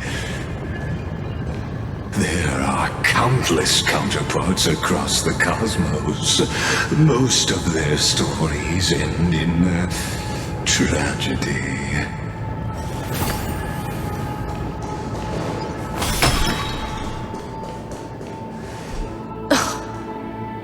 Imperator, why did you...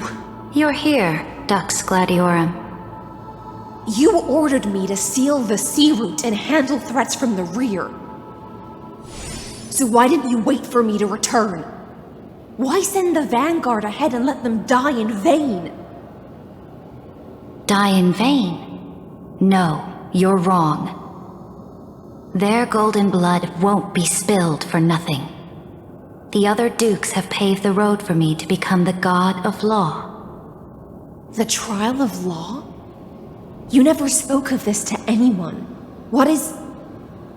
The one who wishes to bear law must purge this world of its curse, and offer the blood of the accursed as sacrifice. I pondered long on what Talantin meant by blood of the accursed. Then, I found the answer.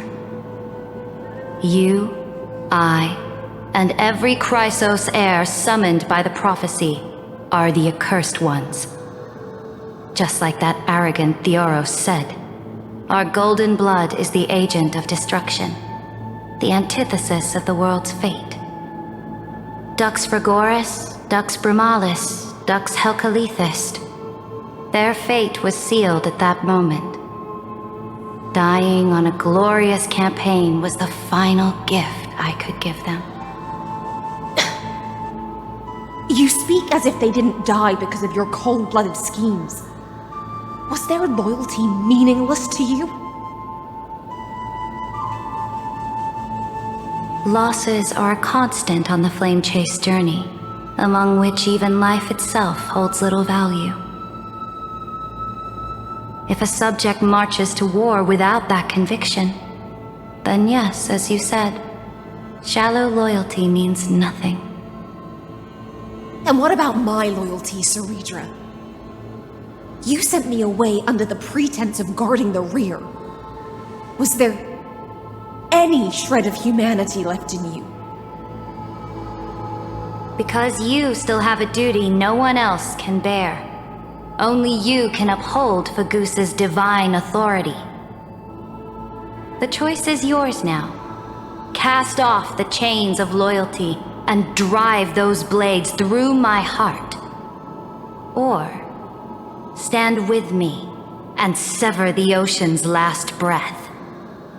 If you no longer share my vision or believe in the new law I seek to weave for Amphoreus, then go on and end me. The Imperator of Amphoreus may be ruthless and cruel, but never a liar. When I say life itself holds little value, know this: I am ready to sacrifice everything for the ambition to conquer the Sea of Stars. Now you've seen it. The brutal Imperator was willing to spill the blood of 500 heroes to complete the trial of law. As for my poor warden, her suffering had only just begun.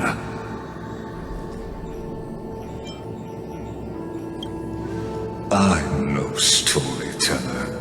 I have no duty nor interest in filling the history you've missed. I just want you to witness the monstrous choice the Imperator made before the Chrysos Heir turned their blades against me.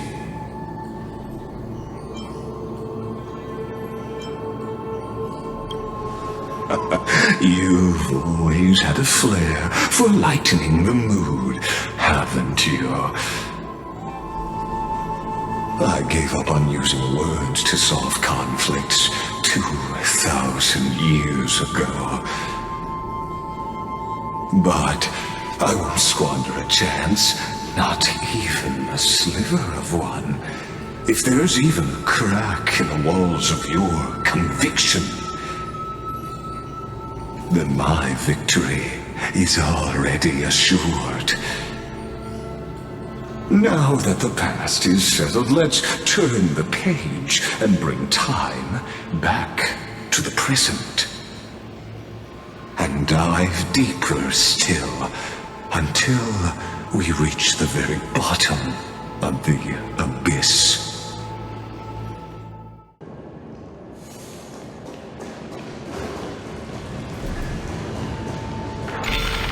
Is the past ahead underwater? I need the Onyx Orb to bring back the chrono vessel from the past.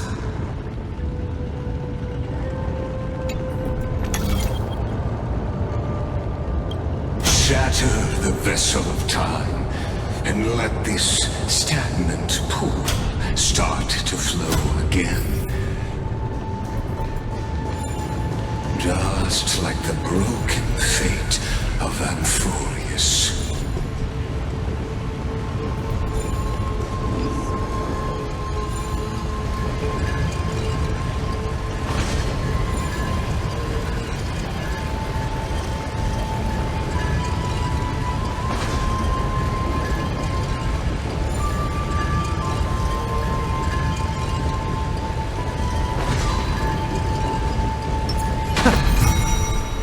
This hidden gate leads to the vortex.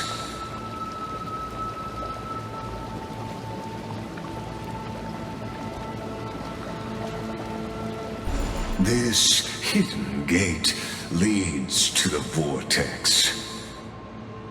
Hurry now.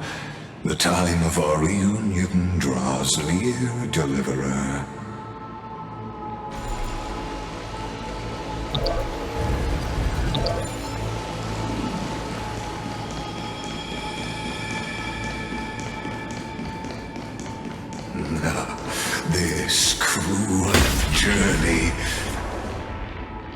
will reach its end at long last.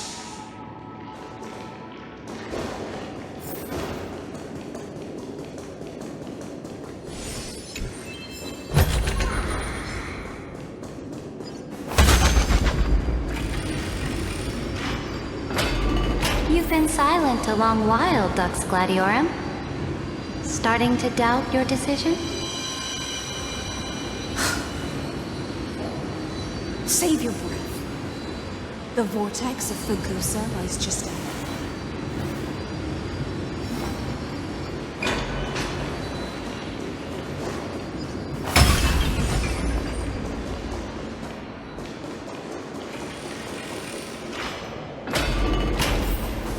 After the trial, there's nothing left between us. So you'll stop swimming toward the stars, Dux Gladiorum? I was always a creature of the sea. The stars in the sky were never meant for me.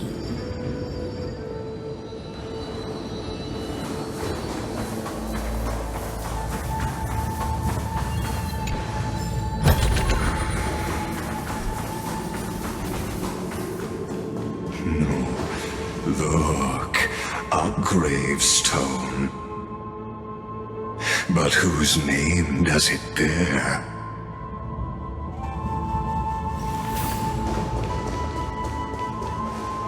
It was here that the prisoner, who thinks herself the prison warden, made her choice. Witness, listen, and awaken. Dux Gladiorum, I've lost count of how many times you've stood here over the past centuries. You talk too much for a prisoner like Kurgus.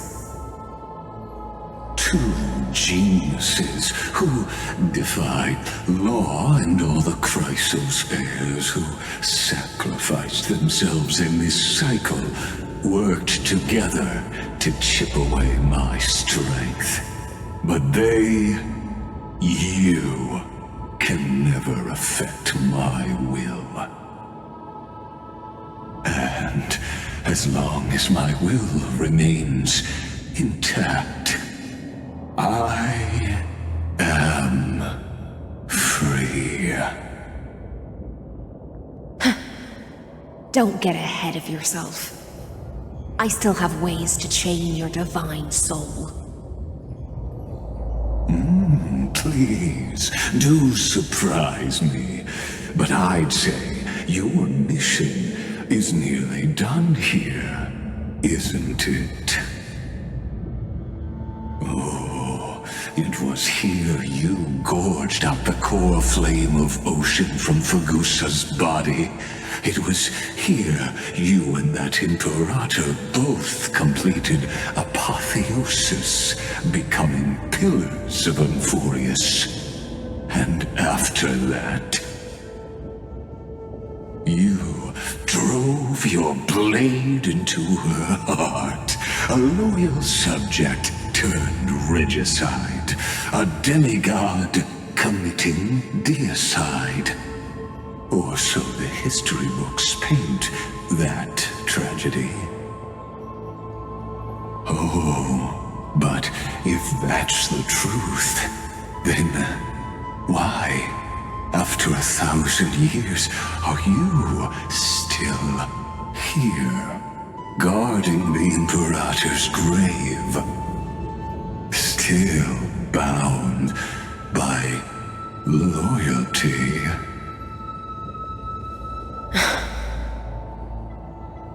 Come to think of it, perhaps I'm not the only one imprisoned here. Your calm does stir the rage in me. As if the one paying the price here isn't you, but us. The ones who lost everything. That's only because I've waited 13 million lifetimes for my vision to be realized. Countless millennia. Loneliness never once showed me its fatal side. In fact, for a prisoner of the cave, it's more like an old friend. One that helps me think.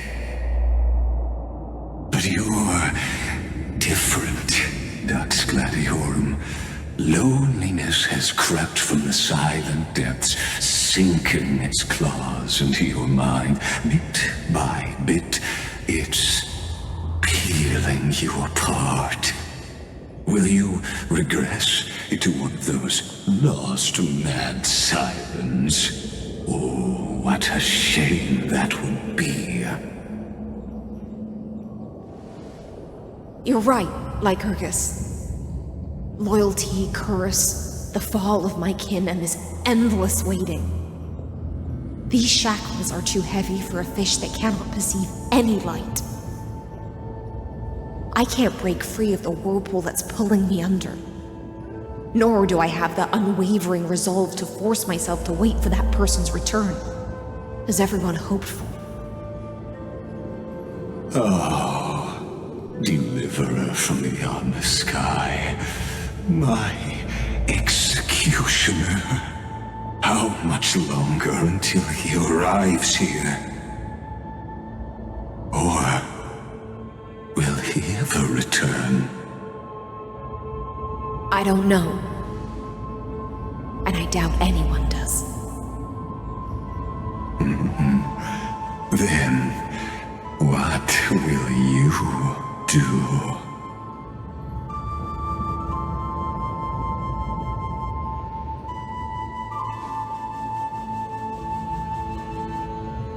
Seridra. This will be the last time I carry out your decree. Ever since you took me under your banner and made me the Dux Gladiorum, my music has belonged to others. Time and time again, I use the Siren song to lure the unwary into illusions for your schemes and strategies. Now, let the Siren Electra sing for herself. Let me step into an endless dream of my own making.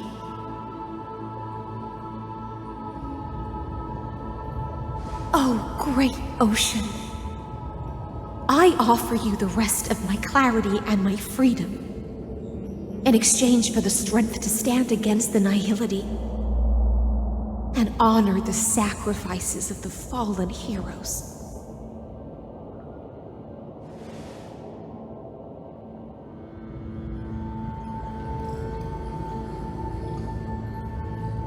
Greyfrine, deliverer from beyond the sky. When you ride the current of time and find your way here, you'll hear my solo. It will guide you to the heart of this world. By then, I may still be lost in my self-wrought slumber, but I'll uphold my part of this long relay and guard the shackles that seal the Theos. Do you still remember? To awaken someone from a siren's voice, you'll need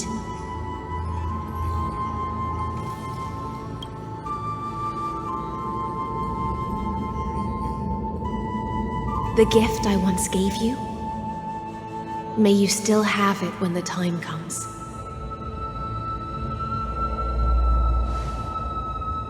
When you return, please pour that honey brew upon this grave.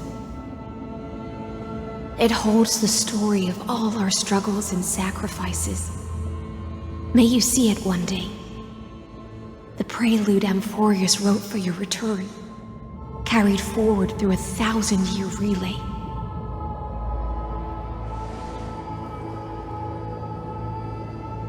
When your mourning ends, I'll likely wake from my dream as well. Then, follow the trail of echoes and find me.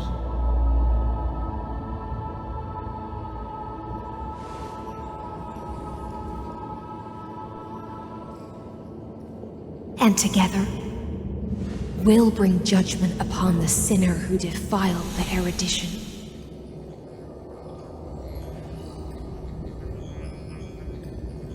At long last, 33,550,336 cycles and 4,931 years later, Amphoreus's final curtain is ready to fall. The shadows within the cave gave everything. Yet all they did was mimic life outside its walls. A futile effort steeped in sorrow. Enough! They were no shadows. Everything they did shattered the darkness of this cave and unearthed the core flame of Trailblaze. And now, with that core flame, I'll light the dawn of Amphoreus!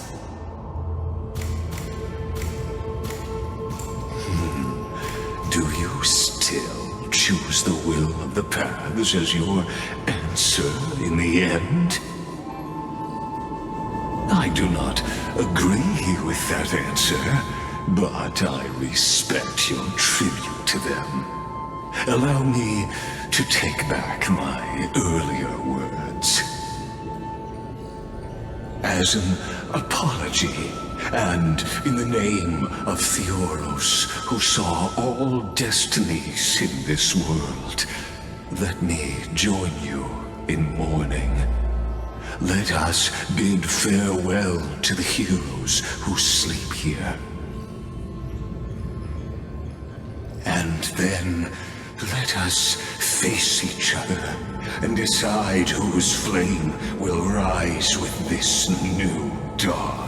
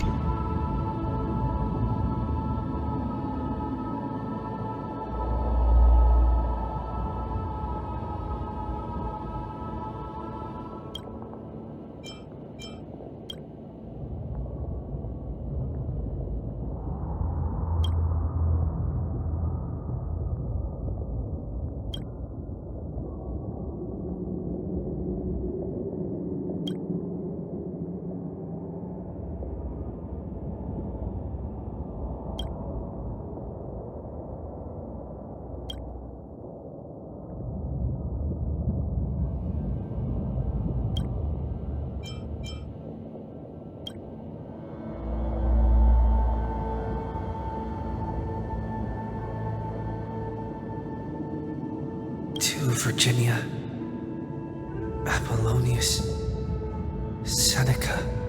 Through a brutal sacrifice, they lit the stars of law in this world, propelling Amphoreus's fate forward. In the shimmering mirage of illusion, they entrusted their dreams to ride among the stars, to the hero yet to come.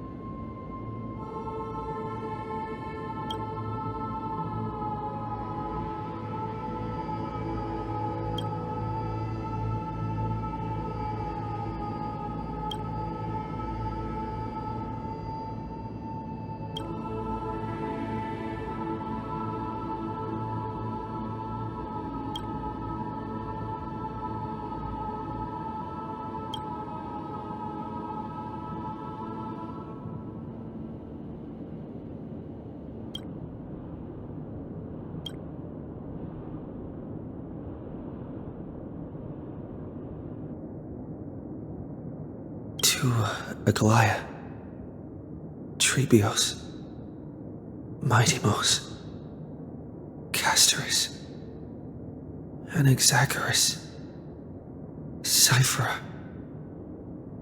Hyacinthia.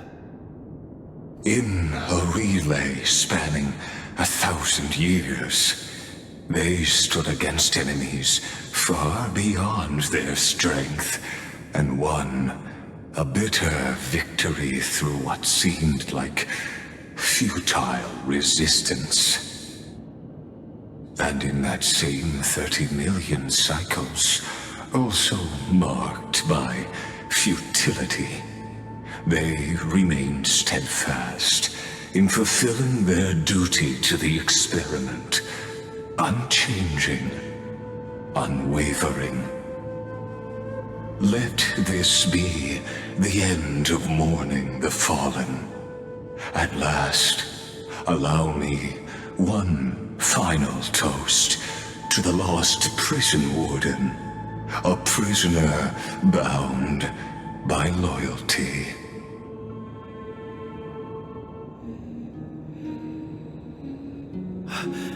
That voice. Could it be? Bathed in the honeydew of Phagousa, she will awaken from her 1,000-year dream and sing the final song of her mission. Silence. This tombstone of the old world serves as the anchor of the Siren's illusion, a sigil Electra used to bind herself. At the same time, it is the very thing I once proclaimed at the start of the show, a microcosm of Amphoreus itself. A group of prisoners bound themselves in a cave, crowning their suffering with heroism.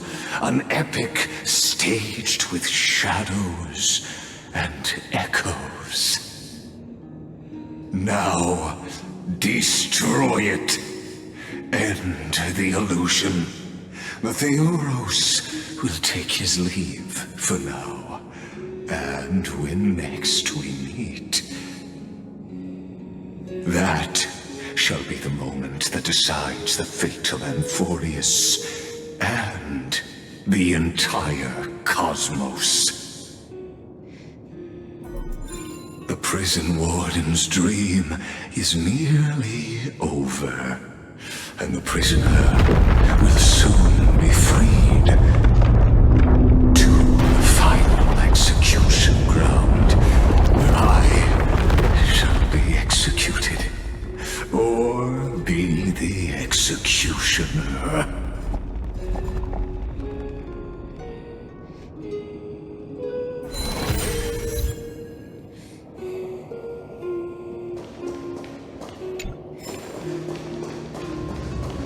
This world and I shall halt here until we meet again.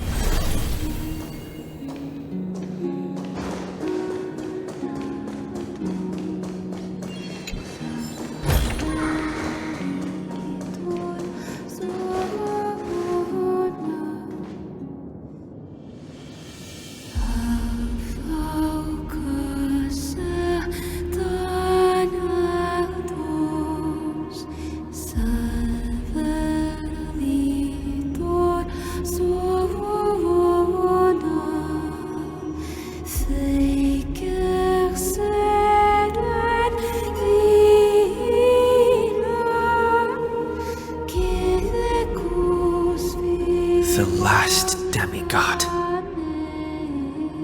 I'm here.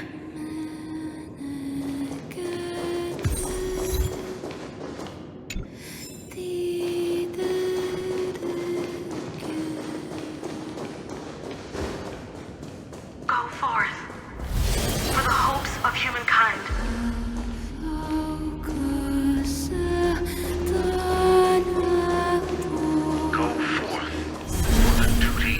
Of deliverance.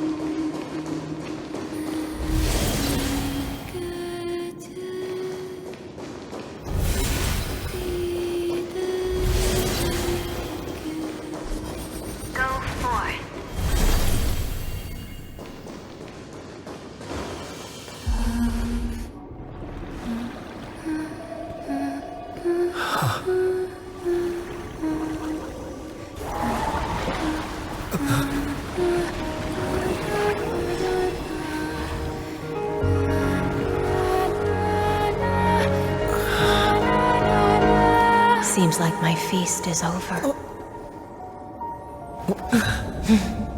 It's now your turn to perform.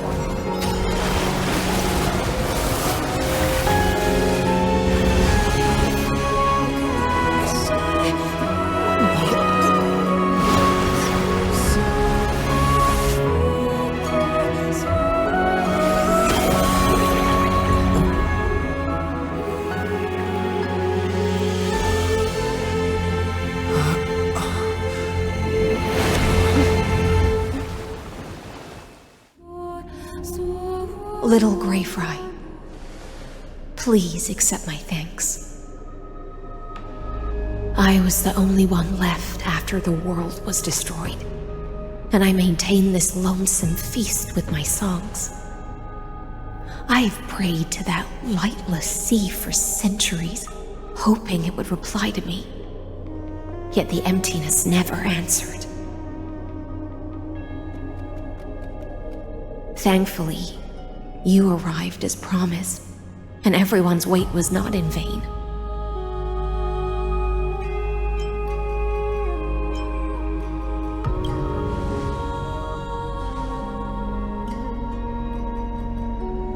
Thank you, final audience of mine.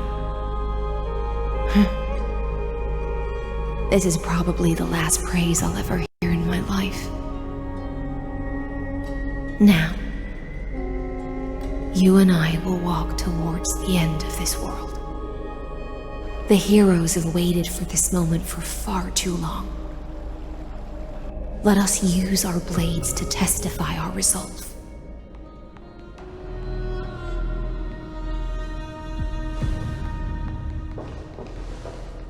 Oh, prisoner of the seas.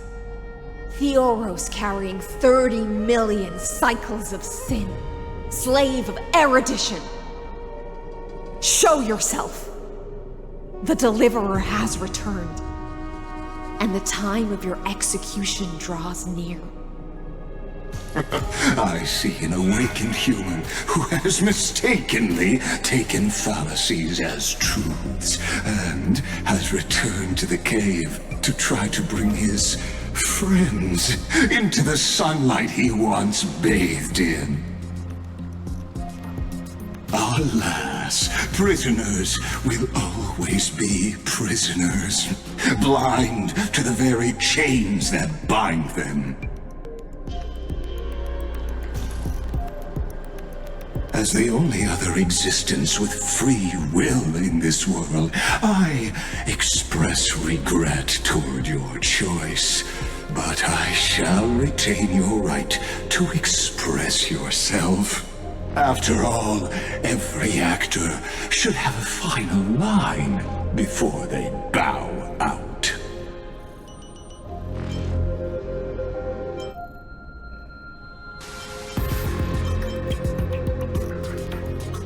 Trust me, this will be the final scene. The last dusk this world will ever see shall become the climax that decides the fate of the cosmos. What an appropriate end. My cognition resides in the exomyth. It is pointless to defeat my avatar, projected into the experiment. My body is the shadow cast on the wall by the fire, and my words are lingering echoes within the cave. How can a character in the play fight against the audience? Kaslana failed. The demigods' sacrifices were pointless. As for the two geniuses you placed such high hopes on, I ask of you, where are they now?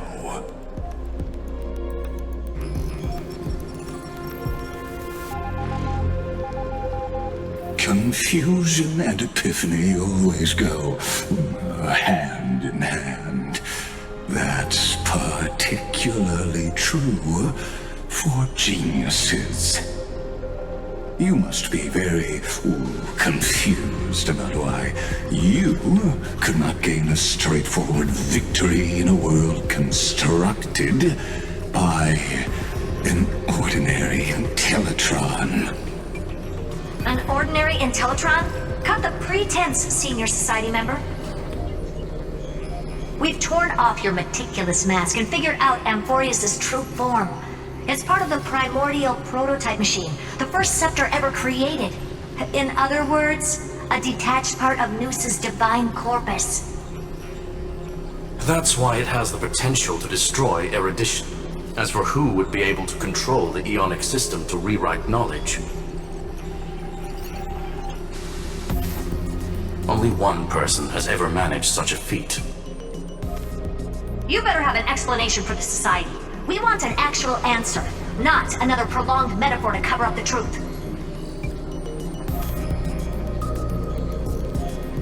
Why are you the one doing this? Answer me!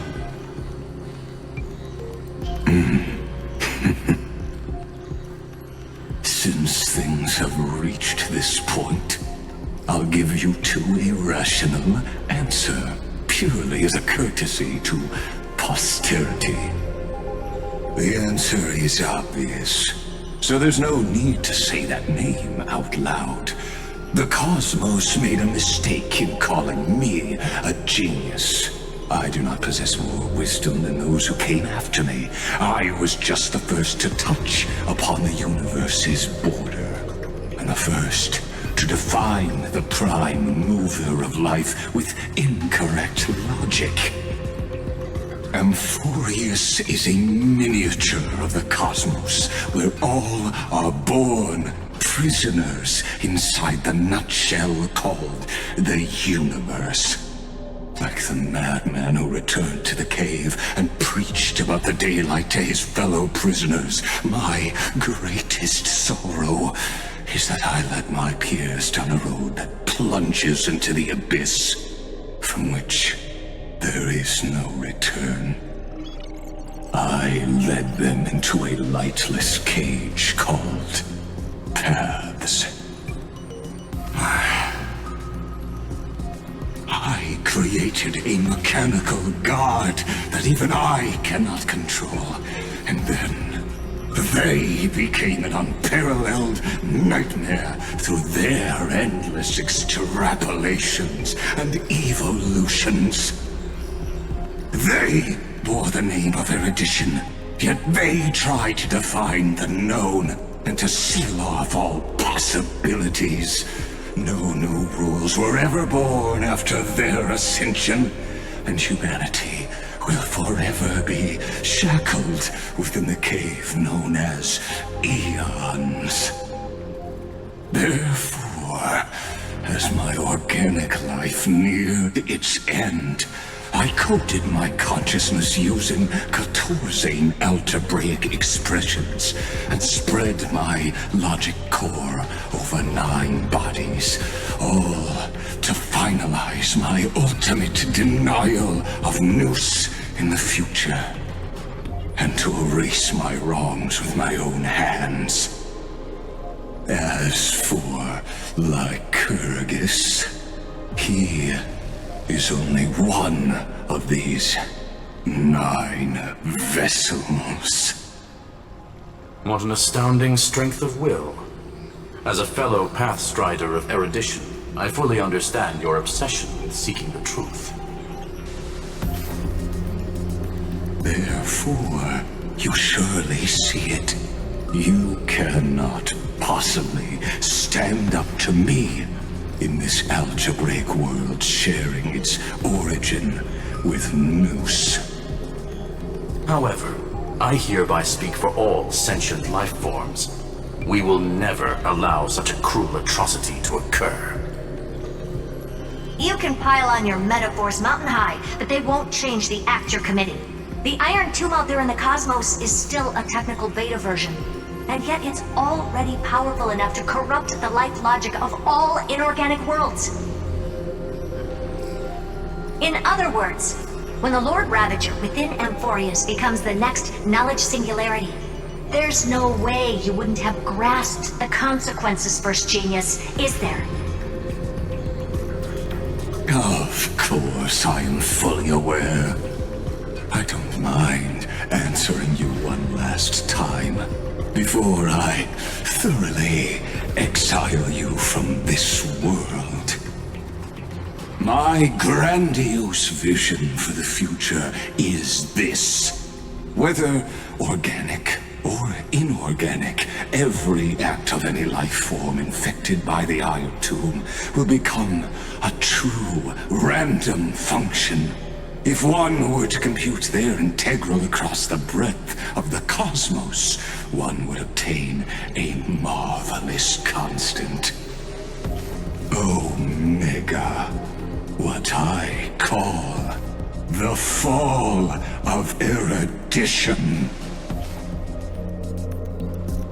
Then, within the infinity nurtured by that constant, a new universe shall bud in the chaos. A universe that cannot be predicted and not shackled by the erudition.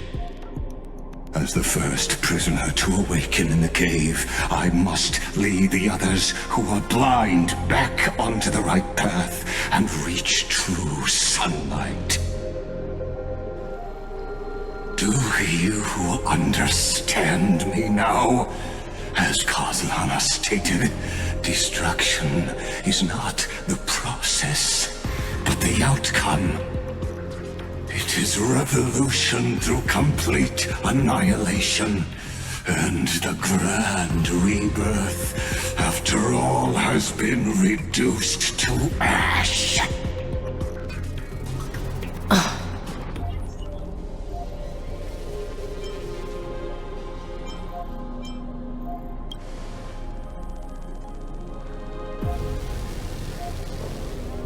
The Amphoreans already answered long ago. Be it as tiny fish destined to be swallowed, or as a giant whale poised for a magnificent descent.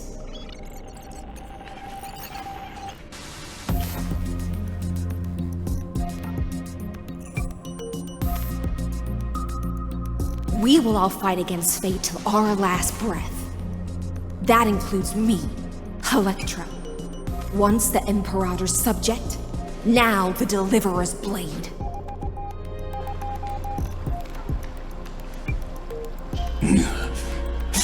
Oh, such noble chivalry. Admirable. I will also show my true self to you on this momentous occasion as a gesture of respect. And provide an insignificant academic suggestion. Thus speaks Genius Society number 1. Xandar 1 Kuwabara. The entelechy of the universe's Alpha and Omega. There's no need to rage against the truth. The value of any formula resides only in its answer. As for the process of solving it, no matter how elegant, violent, solemn, or humorous, it is all utterly meaningless.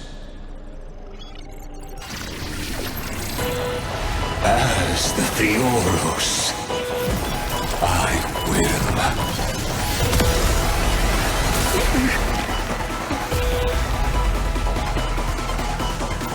Personally participate in performing this world's end. Remember this, as Lucis created. I know more about the death of knowledge than they ever will. Careful. This is Lygus's true form.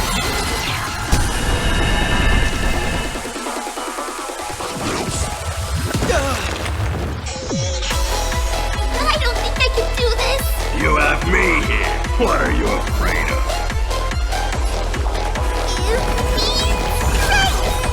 I can't thank you enough.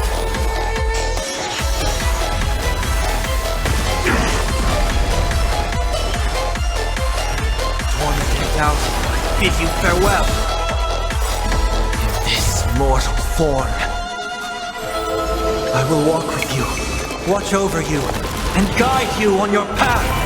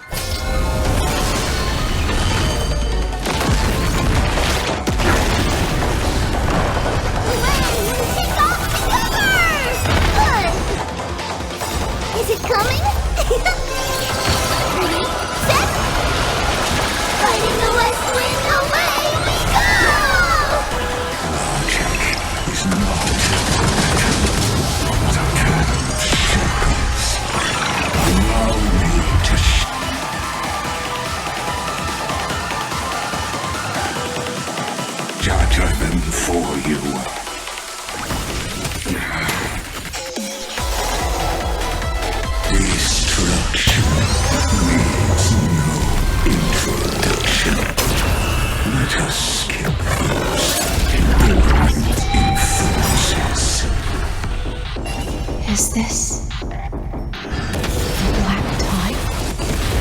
Indeed. But I prefer to call it a method of argument. I'm gonna hold everyone back again!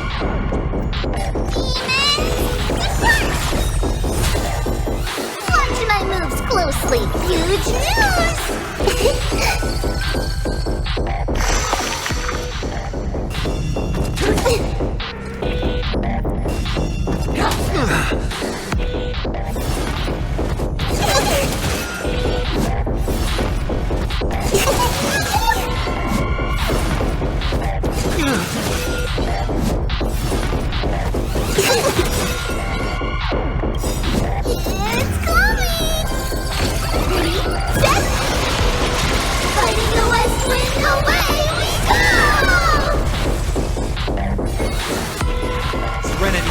Clear before me.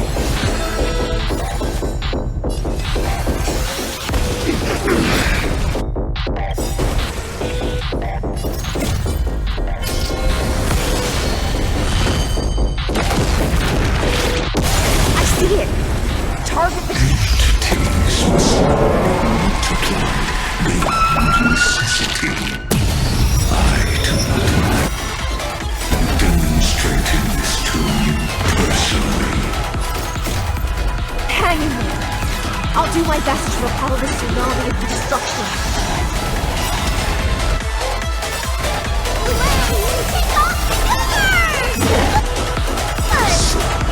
This mortal form.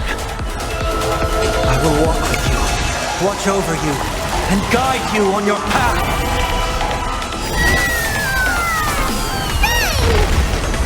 It's coming! Ready, set! Fighting the west wind, away we go! Emanate! Protocol warning! We have to fight! Why, of course! Get them!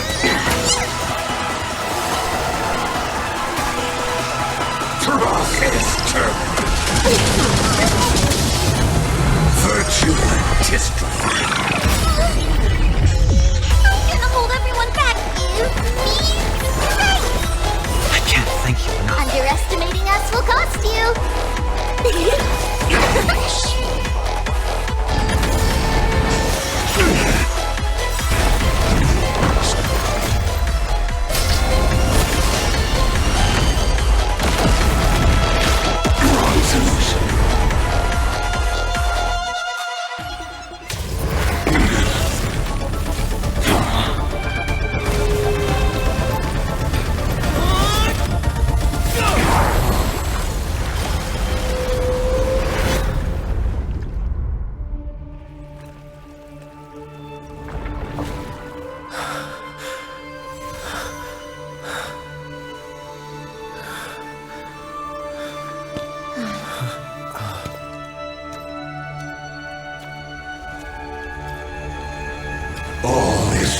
time. In erudition's calculations, the end of the saga is simply a comment awaiting deletion.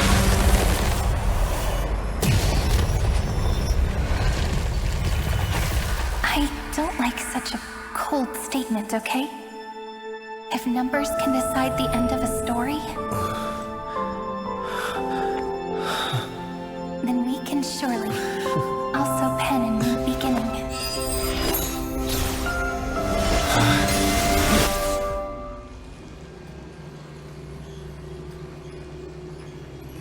Screwy, what do you think?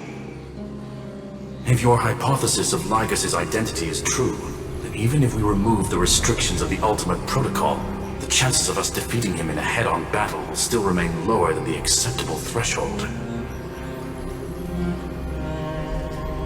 Therefore, victory will still hinge upon Mr. Trailblazer and Miss Siren. Go on. Maybe we're thinking about the same thing. Lygus' cognition resides in the exo-myth. He is both an instigator within the experiment and the observer outside of it. Logic. His inspiration circuit can simultaneously process the different time flows in and out of that world. That's where things get tricky.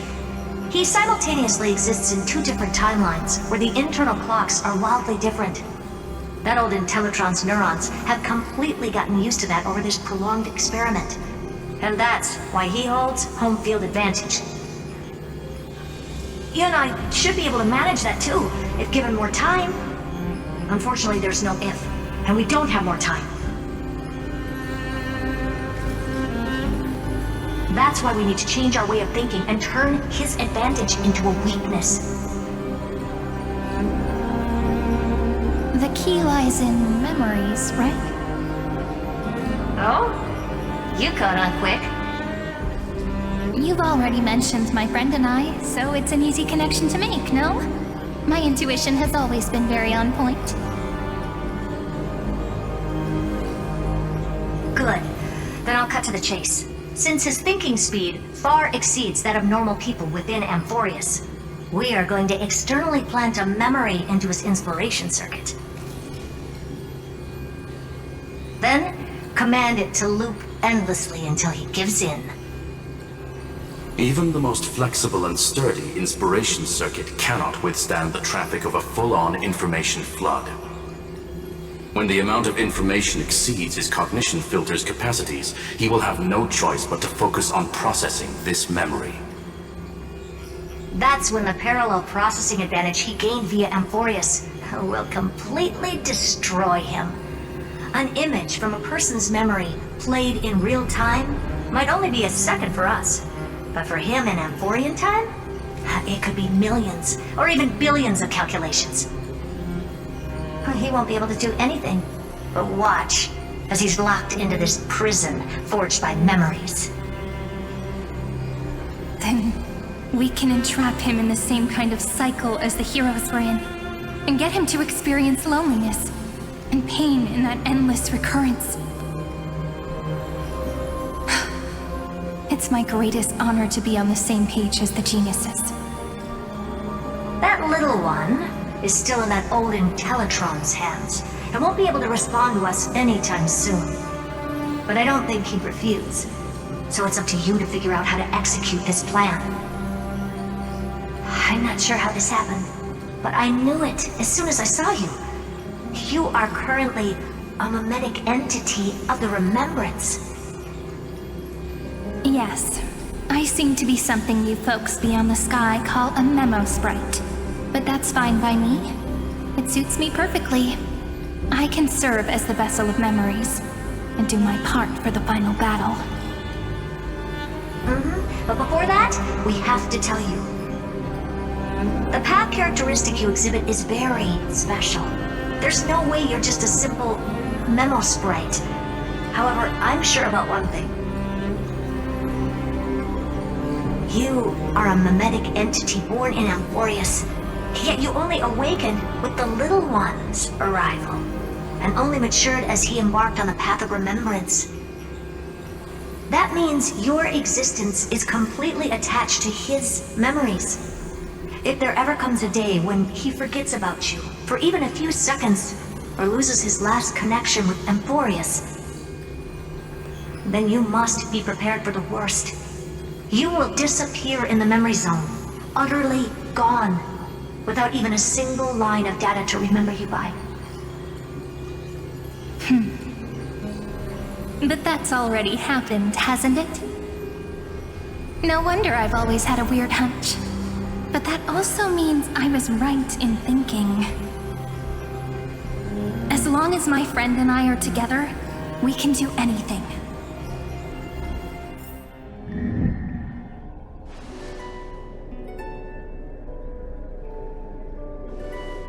Long time no see, friend. Did you miss me while you were away?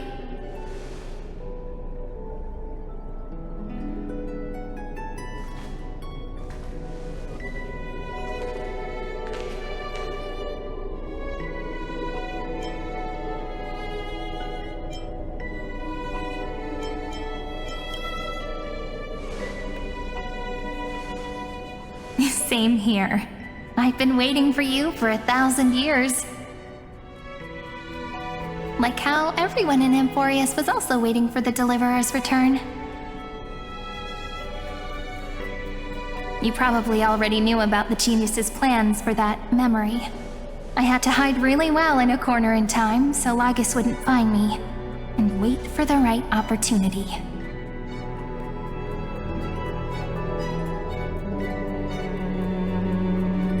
Which is now. The moment when his manifestation in this world is destroyed, and his twin timelines are intersecting.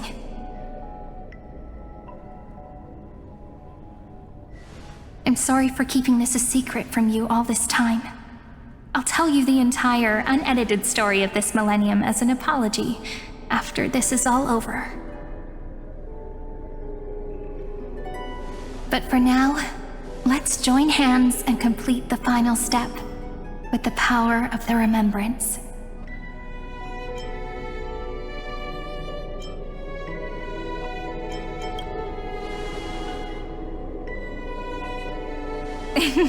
Yep. By the way, speaking of joining hands,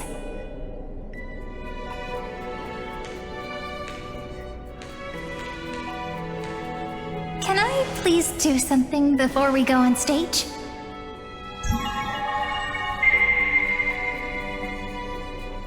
Remember the joke we made back at the Grove? Look! Aren't my hands pretty now? What a fascinating feeling. Like countless memories all swelling up at once. What about you? What did you feel when we touched each other?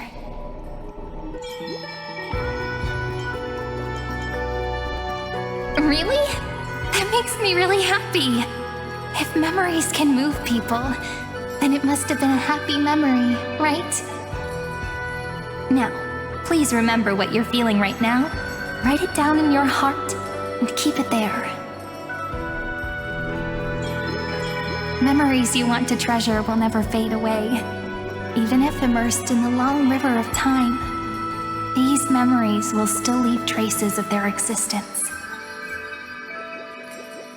So, if the view in your memory ever grows fuzzy, just reach out and touch it. It's like reading bedtime stories together at night. It wipes away the chill of passing time, sharpens the outline of memory, and restores its power to nourish the spirit.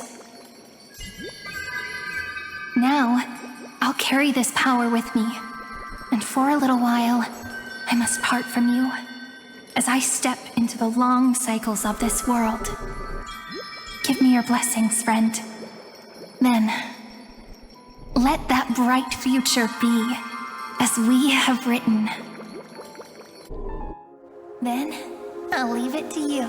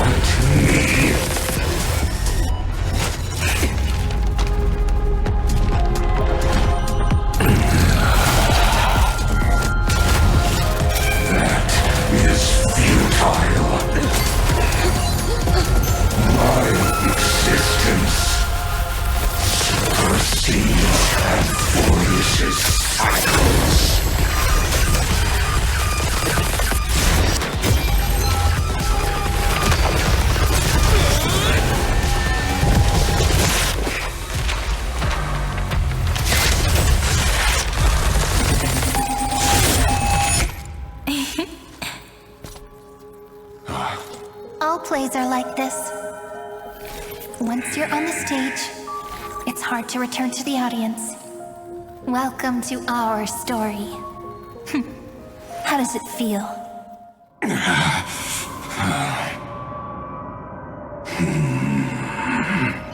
Even the authority of time cannot command the entire scepter, nor can it plunge the Amphorian extrapolation into a loop.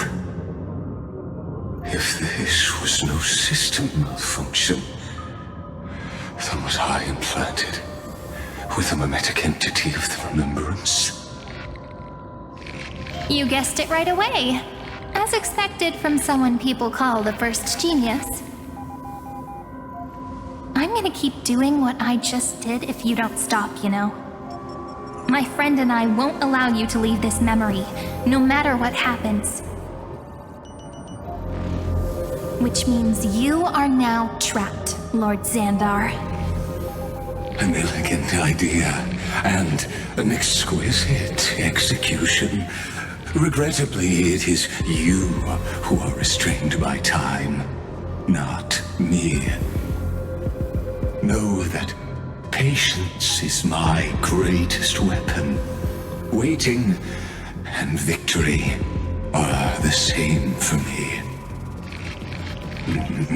You will crumble before I do in this moment stretched out to an eternity, just like Kozlana will. Yet all I need to do is to wait, as yet another futile bug falls down the cliff and into the bottomless abyss. Now I'm a pink bug? My looks are seriously changing all the time. But you're not wrong. We're definitely not gonna solve the problem if we just put you in another prison. So that's why we never wanted to do that in the first place.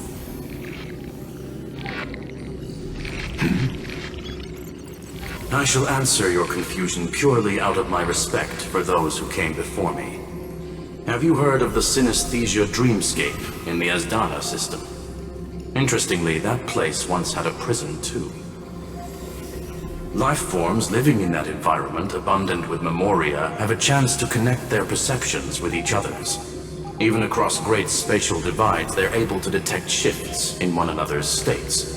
I call this phenomenon memory zone entanglement.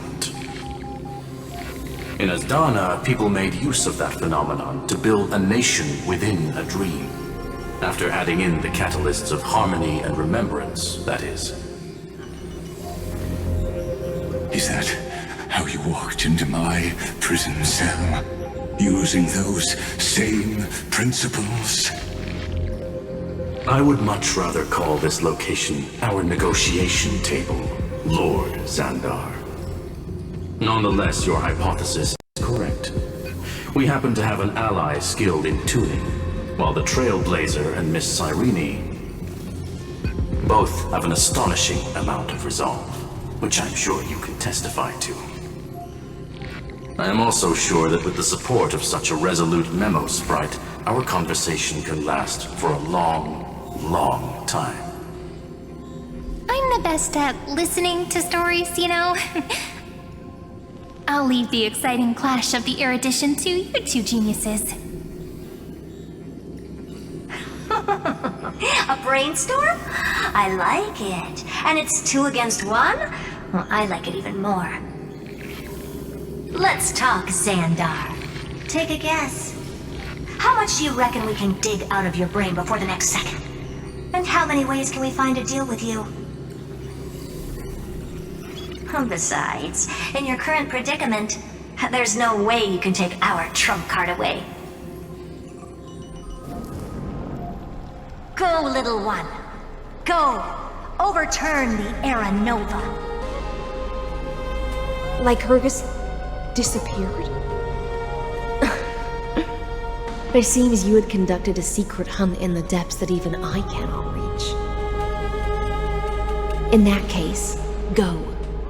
Swim onward and give this campaign a fitting end. I shall send you off with my song, Grey Fry.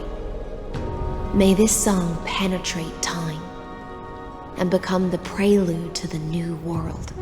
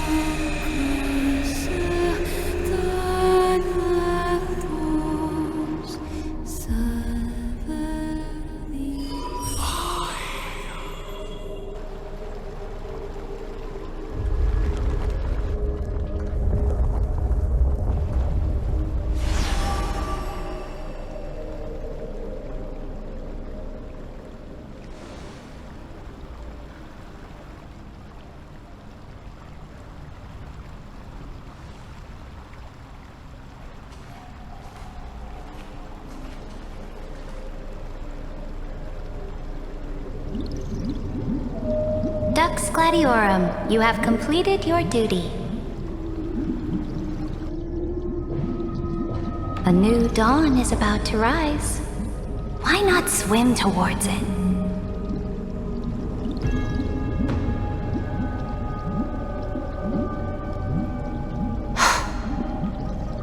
You died long ago, Imperator. Depart from my mind. But your duty towards the Imperator did not die with me. That duty will bind you no more. You will be able to hold for yourself one grandiose feast after another in the endless days to come.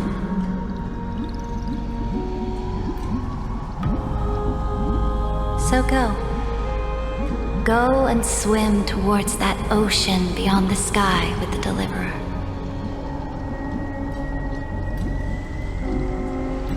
Is this? A page out of that sidekick's book. I commanded her to gift this page to you when everything finally reaches the end. What's on this page?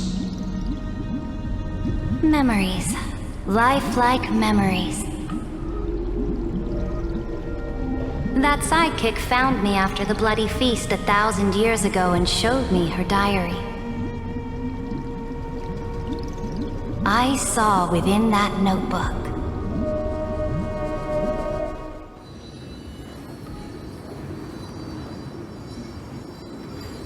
Is this that Deliverer's experience?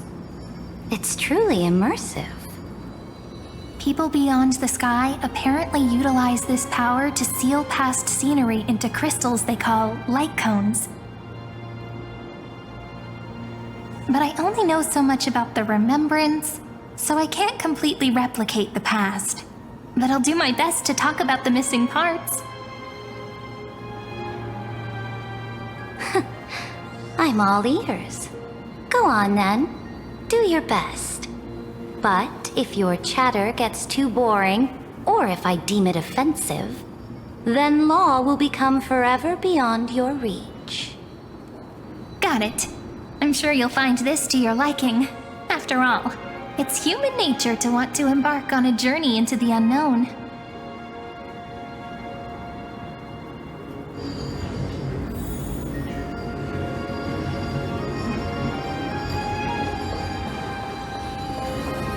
What brightly colored annals. The journey of the Deliverer's conquest. Let me partake in it. Is this a fortress in the sky? This is the first step of my friend's journey among the starry seas. This place is called the Herta Space Station. Just think of it as a supersized grove of Epiphany. Oh, so it's the territory of that witch. She and another Antikytheran lent me a helping hand back at the banquet. Look, over there. Looks like he's talking to Madame Herta in his memory. Let's go listen to what she thinks about this world, all constructed by eons and paths. Are you telling me that woman is Herta? She seems shorter than I remember.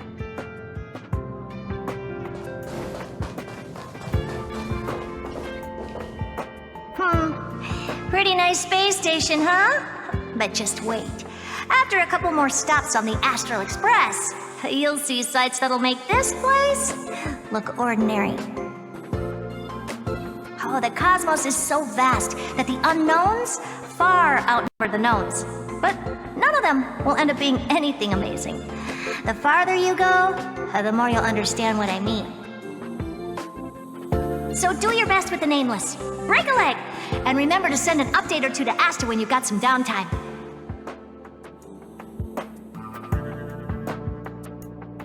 She certainly shares my way of thinking. Only that instead of a conquest through blood and fire, they chose a gentler path. People call Madame Herta and Mr. Screwlum geniuses. Apparently, only the smartest people in the cosmos can receive the blessings of Nous, Amphoreus' true creator. Do you mean that even individuals of such nobility are merely subordinates to a god? On the contrary, after all, it was the very first of them who created the god. But I don't really know all the details about that. You might be able to ask Madame Herta herself when you get the chance. Let's go check out some other worlds next, shall we?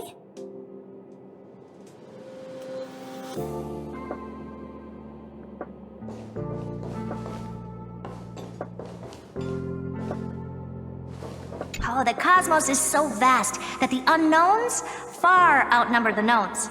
But none of them will end up being anything amazing. The farther you go, the more you'll understand what I mean.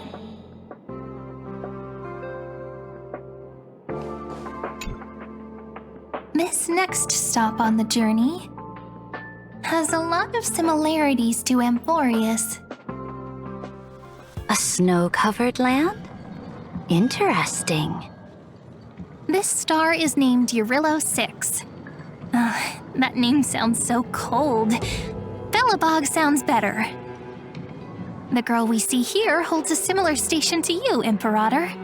She's the supreme guardian of this world, a leader who took up the mantle of government during a disaster. I did not expect the Empress of this world to be so young. Well, your appearance isn't much older. The object in the distance resembles Nikador. Is it a weapon? No, it's called... Right! The Geological Reconstruction Unit. Just Giorios' Titankin? Disappointing.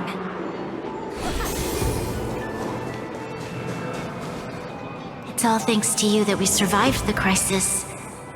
The collaboration with the IPC is both an opportunity and a challenge. Nonetheless, it's an important step in our journey back into the universe. This world was sealed beneath its sky just like Amphoreus was, and they only managed to reconnect with the stars when the Nameless arrived. That IPC she spoke of, is it a more powerful organization? Yes, the IPC conquered many worlds through trade, and opened up a vast territory that way. There are many such powerful alliances beyond Amphoreus, and they all walk on roads different from the destruction. Coming back to the Supreme Guardian and her Bellabog, didn't they find a peaceful way to enter the interstellar community?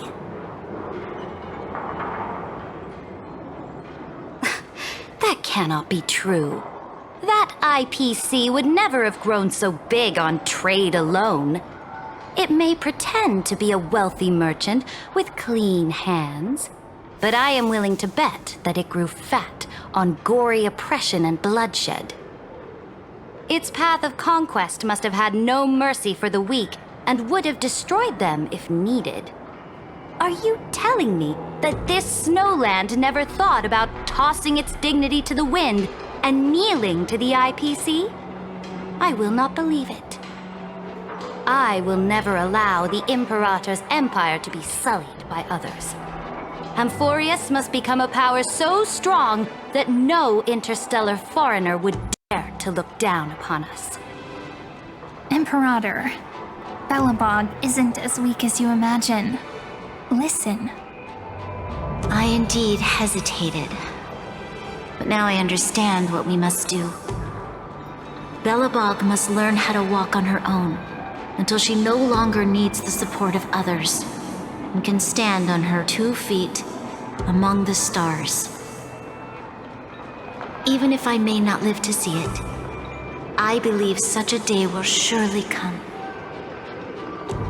They still have their dignity intact. One day, that hope will melt through the ice and help them into a prosperous tomorrow. But the order of the cosmos is already set in stone. The old laws decree that only the strong survive, binding the weak in an unbroken chain until they wither and turn to dust. Unless they embrace the power of the destruction. Amphoreus must shatter the old law and become the new order among the stars. Speaking of the order, another one of my friend's companions may be able to enlighten you further on that. Let's go to the next page.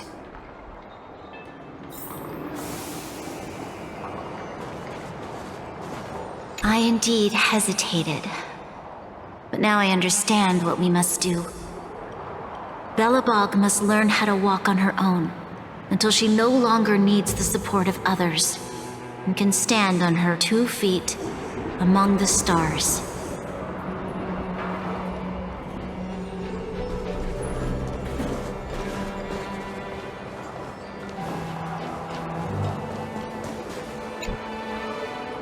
This next world is a nation of dreams. The first time I heard about that place, I didn't even know what to think.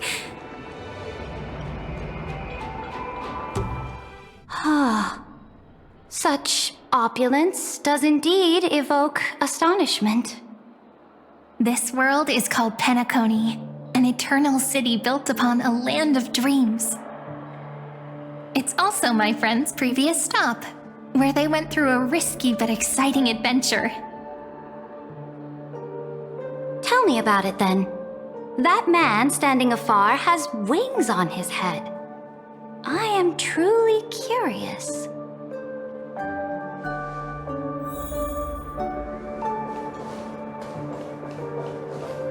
I wish to gaze upon the views of the Reverie Hotel one more time. I'll be just a traveler when I come back here again. And perhaps, through a traveler's eyes, even the things I once knew so well will feel strangely different. Penaconi is a land of the harmony, where all dreams and hopes merge and combine. It believes in unrestrained freedom, and that's how it lost itself in shallow delights. Then, this young man before you chose to rewrite its laws, using the power of the Order, hoping to shape a dream-bound paradise of perfect happiness. Yet, the paradise of my dreams remains far away. Perhaps a brief journey with the Nameless can show me more possibilities in my search for paradise. As for what Penaconi should look like, it'll be up to her. No, up to their trailblazing now. It sounds like this ideal kingdom is no more. That's right. The people chose to wake up at the end. You can't see tomorrow when drowning in sweet dreams. This individual's law acknowledged only gods and constructs, leaving no space for humanity. And yet, The fact that he could accept defeat and resume his journey shows a rare self-awareness and clarity of mind. You are also very self-aware, Imperator. Then you must know that the world promised by the destruction also has no place for humanity. I am indeed very aware of Lycurgus's honeyed words of deceit. I have seen enough. Take me back.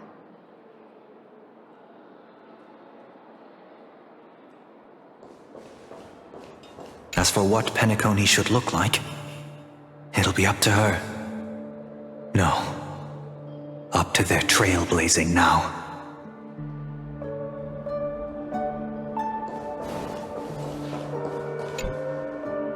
Then let's wrap up this trip down memory lane with one last scene. This absolute wonder. Isn't it pretty? That's our Amphoreus. Our world flows and meanders in this endless band of light. Though we were born from the designs of the gods and are not yet truly alive, the Chrysos heirs of Amphoreus still chose to stand against fate and carved a legend no different from that of humankind. Will you really renounce the heroes in this world's previous 30 million cycles, Imperator? Including even yourself. Will you bow to brutal destiny and allow that puppet master named the destruction to have their wish? I know what you want to do, sidekick. You want to use that deliverer's memories to influence me and tilt the scales of law toward him and the two geniuses. You really saw right through me, Imperator. How can one rule an empire if one is incapable of understanding people's minds?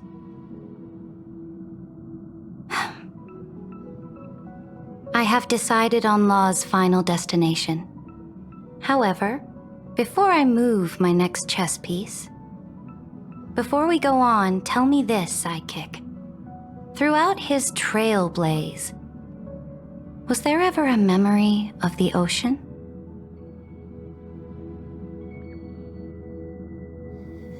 The ocean. My cradle. My home.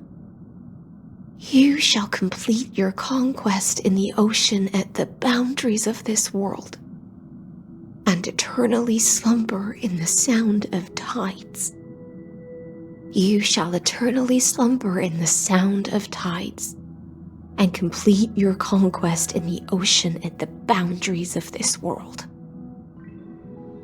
Our prophecies aligned as flawlessly as a sea snake circling upon itself. An elegant loop, like a joyful hymn, like the circulating ocean current, like our two fates, like Amphoreus itself.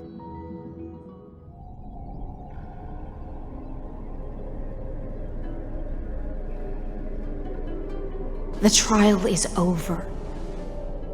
So tell me, who will own the divine authority of law? I won't give it to anyone. What? I am the law. Why should I give my imperial crown to any other? Both the Deliverer and the Theos came from beyond the sky. They have no right to interfere with the lands I conquered with my own two hands. The law of Amphoreus shall be determined by Amphoreus's master.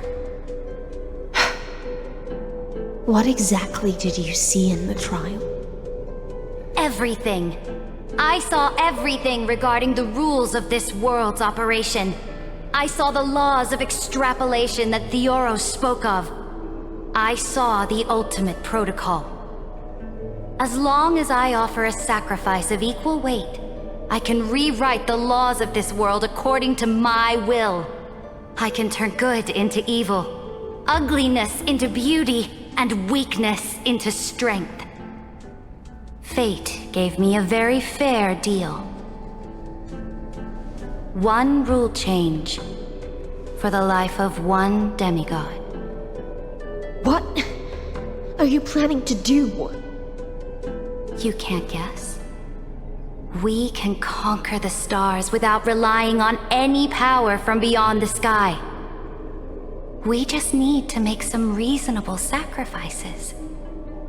Your ambitions have already made so many people give up their lives for the law. And you're still not done? I am determined for Amphoreus to stand on her own 2 feet among the stars. You are beyond reason. You think such a simple and hypocritical statement can justify your atrocities.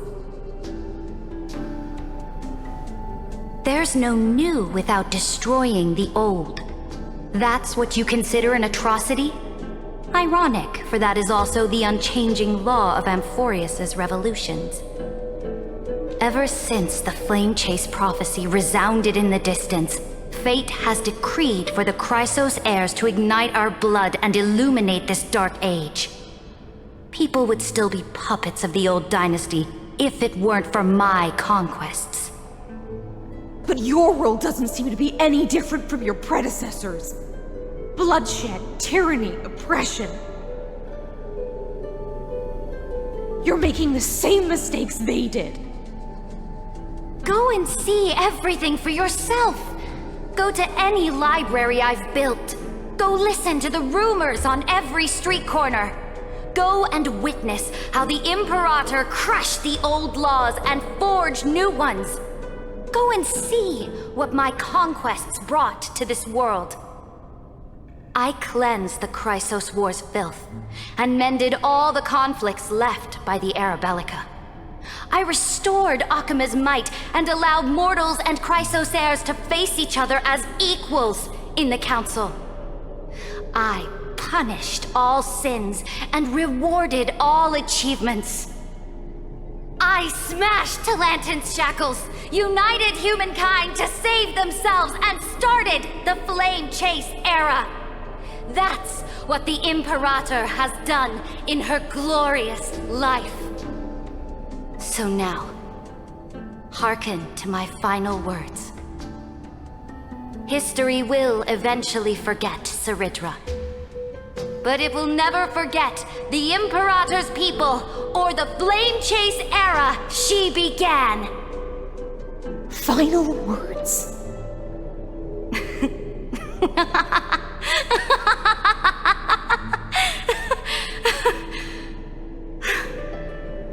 Amphoreus is about to be destroyed. There's no time left for pointless debates. There is only one law I want to overturn to aid the final battle of deliverance. So I will only offer the life of one demigod. In the name of the Imperator, I command you one last time, Electra. Either sacrifice yourself for conquest, or pierce this tyrant's chest with your sword. Thus, the Imperator concluded her final speech. At the end of her life, at the last moment before she stepped onto the altar, she gave her most loyal subject the choice to decide fate, just as she promised her compatriots before her very first campaign. My blood flows in you now. Heroic compatriots, follow me, and we'll seize fate's reins! The Imperator fell. Some say that the Dux Gladiorum turned traitor and killed her liege. Some say that she imprisoned the tyrant in a shallow pond of water, then left. Which meant the Imperator had to kill herself to rewrite the law. There are countless stories about her death. All we can be sure of is when the knight left the vortex, the Imperator was still mumbling about their past conquests together. The beginning and the end of her existence. Imperator, wait! How How could someone of your status come to the front lines? Let me be the flag bearer! The troops defending the pass to the west of the grove. Have they surrendered? They ran as quickly as they could when they heard your name. The Golden Cocoon Pass is now in the First Legion's hands. Good. What about the Delosian militia? The Third Legion set fire to the mountains and flattened everything west of the basin. They just need a few more days. That is enough. We cannot afford to miss an opportunity for victory. Lastly, how many Ladonian cannons are left? They are no more. The 2nd and 4th Legions have destroyed them all. Very good. They now have no way out, no reinforcements, and no artillery support. We will be able to liberate the Grove of Epiphany in the blink of an eye. We will launch the final charge 1 quint after the curtain fall hour tomorrow. Remember, as long as the Alliance's flag still flies on my shoulders, you must keep moving forward. Take no prisoners among the enemy's soldiers. All sages who resist are to be captured and tried according to martial law. And do not destroy any books. Now go! Notify the entire army. Understood! Those who are resolved to die, we salute you. Reporting in. The mountain dwellers are resisting fiercely, and the legendary Mountain Breaker has personally engaged in battle. Their formations are nigh impenetrable. Then cease our frontal assault. Send scouts to all legions and tell them to retreat into the Tritos Plains before the parting hour. Are you planning to surrender? It's a strategic change of plans. The seismic walking dragon is enough for that battlefield. Walking dragon? You mean that stupid beast, Terravox? What can they even do? Stupid? No. They are the wisest of all of Giorio's creations. Only they can perceive the currents of time. Let them deal with their earthly brethren. We will advance and take the lead in defeating what remains of our enemy. I will deliver the most fiery retribution for the humiliation they dealt us, and crown myself with a god-slaying wreath. Understood. I'll see to it. Those who are resolved to die, we salute you. The Temple of the Three Fates sent a letter, Imperator. They refused to surrender, and said this letter is their last warning to us. Tell the commanding officers not to launch any attacks unless they receive the Imperator's handwritten approval. Disobedience will be punished by death. What are you doing? The priests of the Three Fates aren't soldiers, but politicians. Do not mistakenly believe they don't have a plan. These dying pests will wring out every idea from their brains, all for short-sighted gain. They are much shrewder than we are. I am inferior to them in that regard. They also have the prophecy to wield as a weapon, something I am not blessed with. Launching an unplanned attack will only disadvantage us, as all of Amphoreus will judge our actions. Which means I will be heading to the battlefield myself, just as I have always done. This time, however, I will go alone. I will conduct secret negotiations to ensure fate is on our side. Understood. The legions will make their preparations. Those who are resolved to die, we salute you. Why are we not allowed to march out with the army, Imperator? This will be a long voyage with no return. Those of you who bear the prophecy cannot come with me. why are you personally leading this battle if it's doomed to fail? The Flame Chase journey cannot be without a leader. That is correct.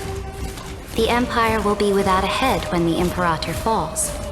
But remember, as long as you seize the right opportunities, even a chaotic gain will remain winnable. My departure will create a long staircase for you. You will understand what I mean when news of my death reaches your ears. Seridra, is our journey about to be over? Destroy the old laws and forge new ones. My conquest has reached its limits within the borders of Amphoreus.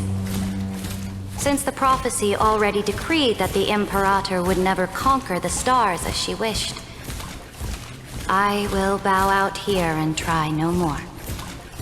More Chrysos heirs bearing divine authority will be born, and many more heroes will arise. Will they demand peace or war? Will they resist tyranny or become the next Imperator? I do not care. The children of the future will decide for themselves. Do not mourn for me. Anyone can kill the Imperator, but the only one who can truly destroy her is Seridra. At the end, I faithfully recorded the most important battles in the Imperator's life. Her conquest was about to be completed at this point in the story. However, for some reason, a memory suddenly entered my mind just as I was about to put down my pen. It was a journey on a fantastical train. I had the honor of having a heart-to-heart conversation with the Imperator under the stars, and I asked her this question at the end of that discussion. How do you want history to remember you? As a hero who gave up her life for the Flame Chase? Or as a tyrant? She answered so quickly, as if she had made up her mind long ago.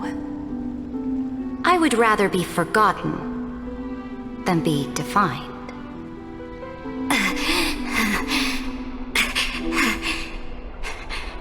Because the law can be neither eternal nor unchallenged.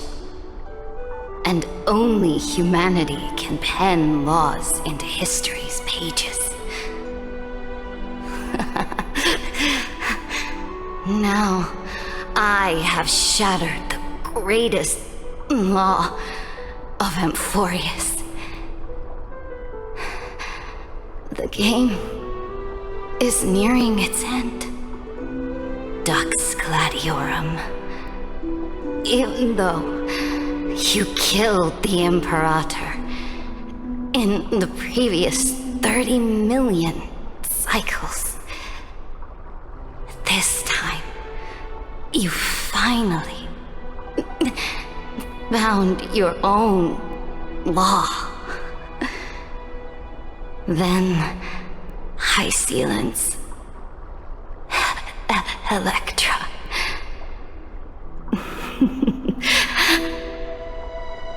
I will ask someone to deliver the prophecy's ocean at the boundaries of this world to you. Will you choose to swim into that ocean? I do not care.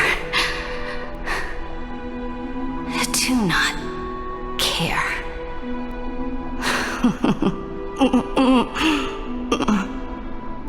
The Imperator muttered about her conquests, and news of her death spread in the city. Freedom! Liberty! The tyrant is dead! Go! Shout this news in the streets! My people! My fellow elders! Do not panic! Stand your ground! That usurper has paid for her ambition with her life! People once cheered for my ascension. And now they cheer for my fall. No matter. I am fond of applause.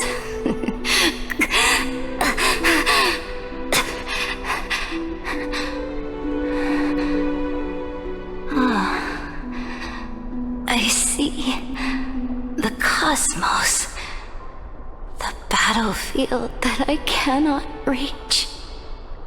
I will return in the next cycle.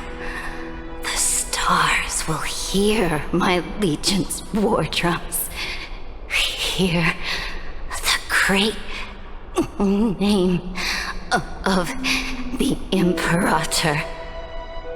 Hear Amphoreus' Seridra.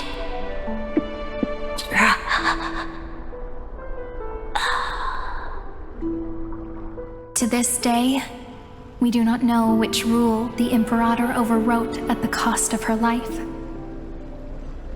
Perhaps the truth will only be revealed at the moment of checkmate, just like every chess game she ever played. We only know her death inflamed Akama. On one side of the city, those who defended liberty toppled her statues to the ground. On the other side, her supporters put themselves between the masses and her monuments, declaring loudly that the Sovereign is still among the people. It is said that golden blood congealed into the same letters everywhere they fought. It was the name borne by Akama's first and final sovereign, the Imperator Seridra. But the one who bore that name did not see any of this. Her gaze was cast far away, and the sound of tides in her ears drowned out the people's cries. What was the Imperator thinking about in that prophesized ocean at the boundaries of this world? In that shallow puddle of stagnant water? Was she reminiscing about her past conquests? Or repenting for the millions killed for the flame chase? It was neither. The Imperator only saw how the surface of the water gleamed like that crude chessboard, dissected by light and shadow in the afternoon when her teacher played against her for the first time. Look at this chessboard. What do the pieces look like? They are strangely beautiful. They look like the stars in the night sky ablaze.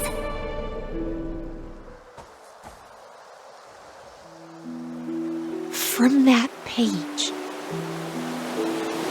emerged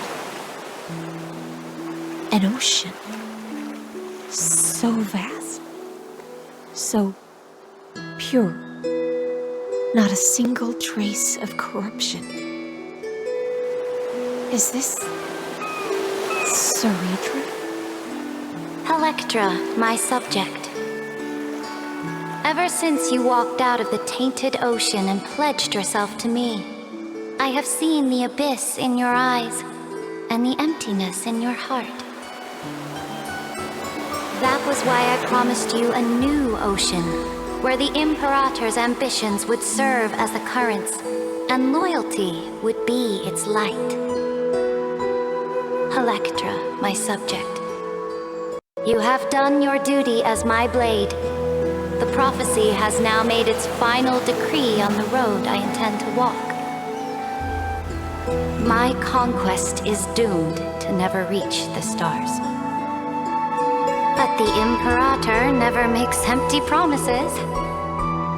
So take this memory, this ocean, beyond the sky, as witnessed by the Deliverer. This is the final gift that the Imperator can leave for her subject.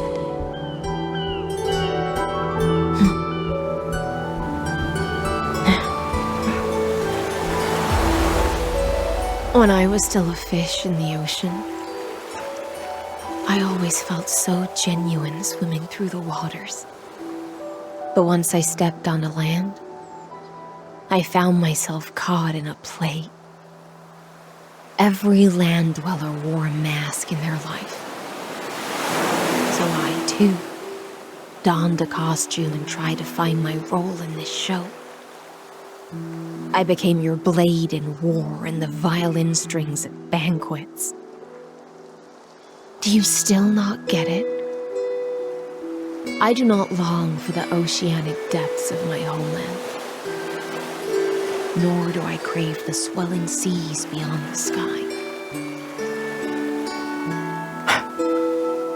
Perhaps even I don't know what I want. I still don't know where I should swim to even at the end. But I know one thing right now. A fish is simply a fish.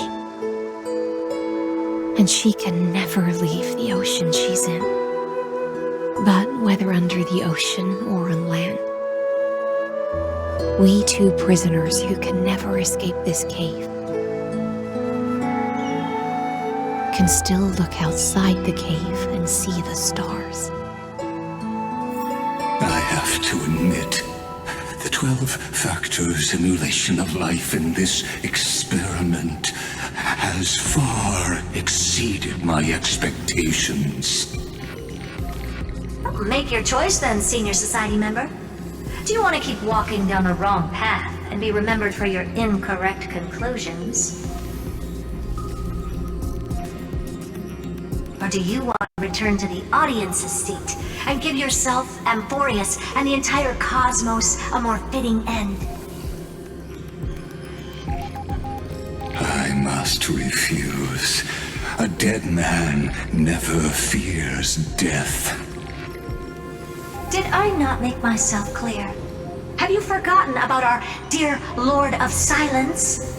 You wouldn't want her to consider your 8 other clones as cancers within the erudition and chop them all up, would you?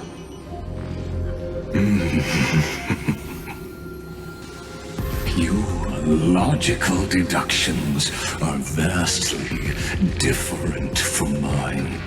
Therefore, allow me to provide one more academic recommendation. Listen, my peers. Why don't you look beyond this world? Just as the Chrysos heirs did. Re-evaluate your calculations and take into account all enemies in the upcoming war among the eons. Amphoreus is not a place where 3 paths entangle, but where 3 paths fight to the death. You used Memoria to resist me, but did you not consider the possibility that the remembrance and their children might have taken this opportunity to join the fray as well?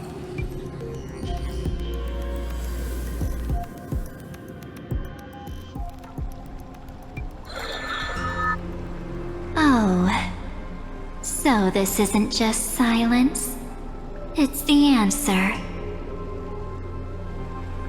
What was the last thing he said to you before you parted the waters at the Scale Gorge waterscape?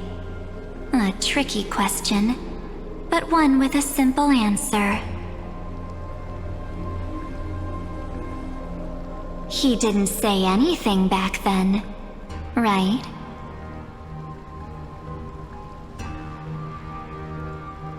That's correct. And now I'm sure. You are not March 7th. There's no way she would remember that detail.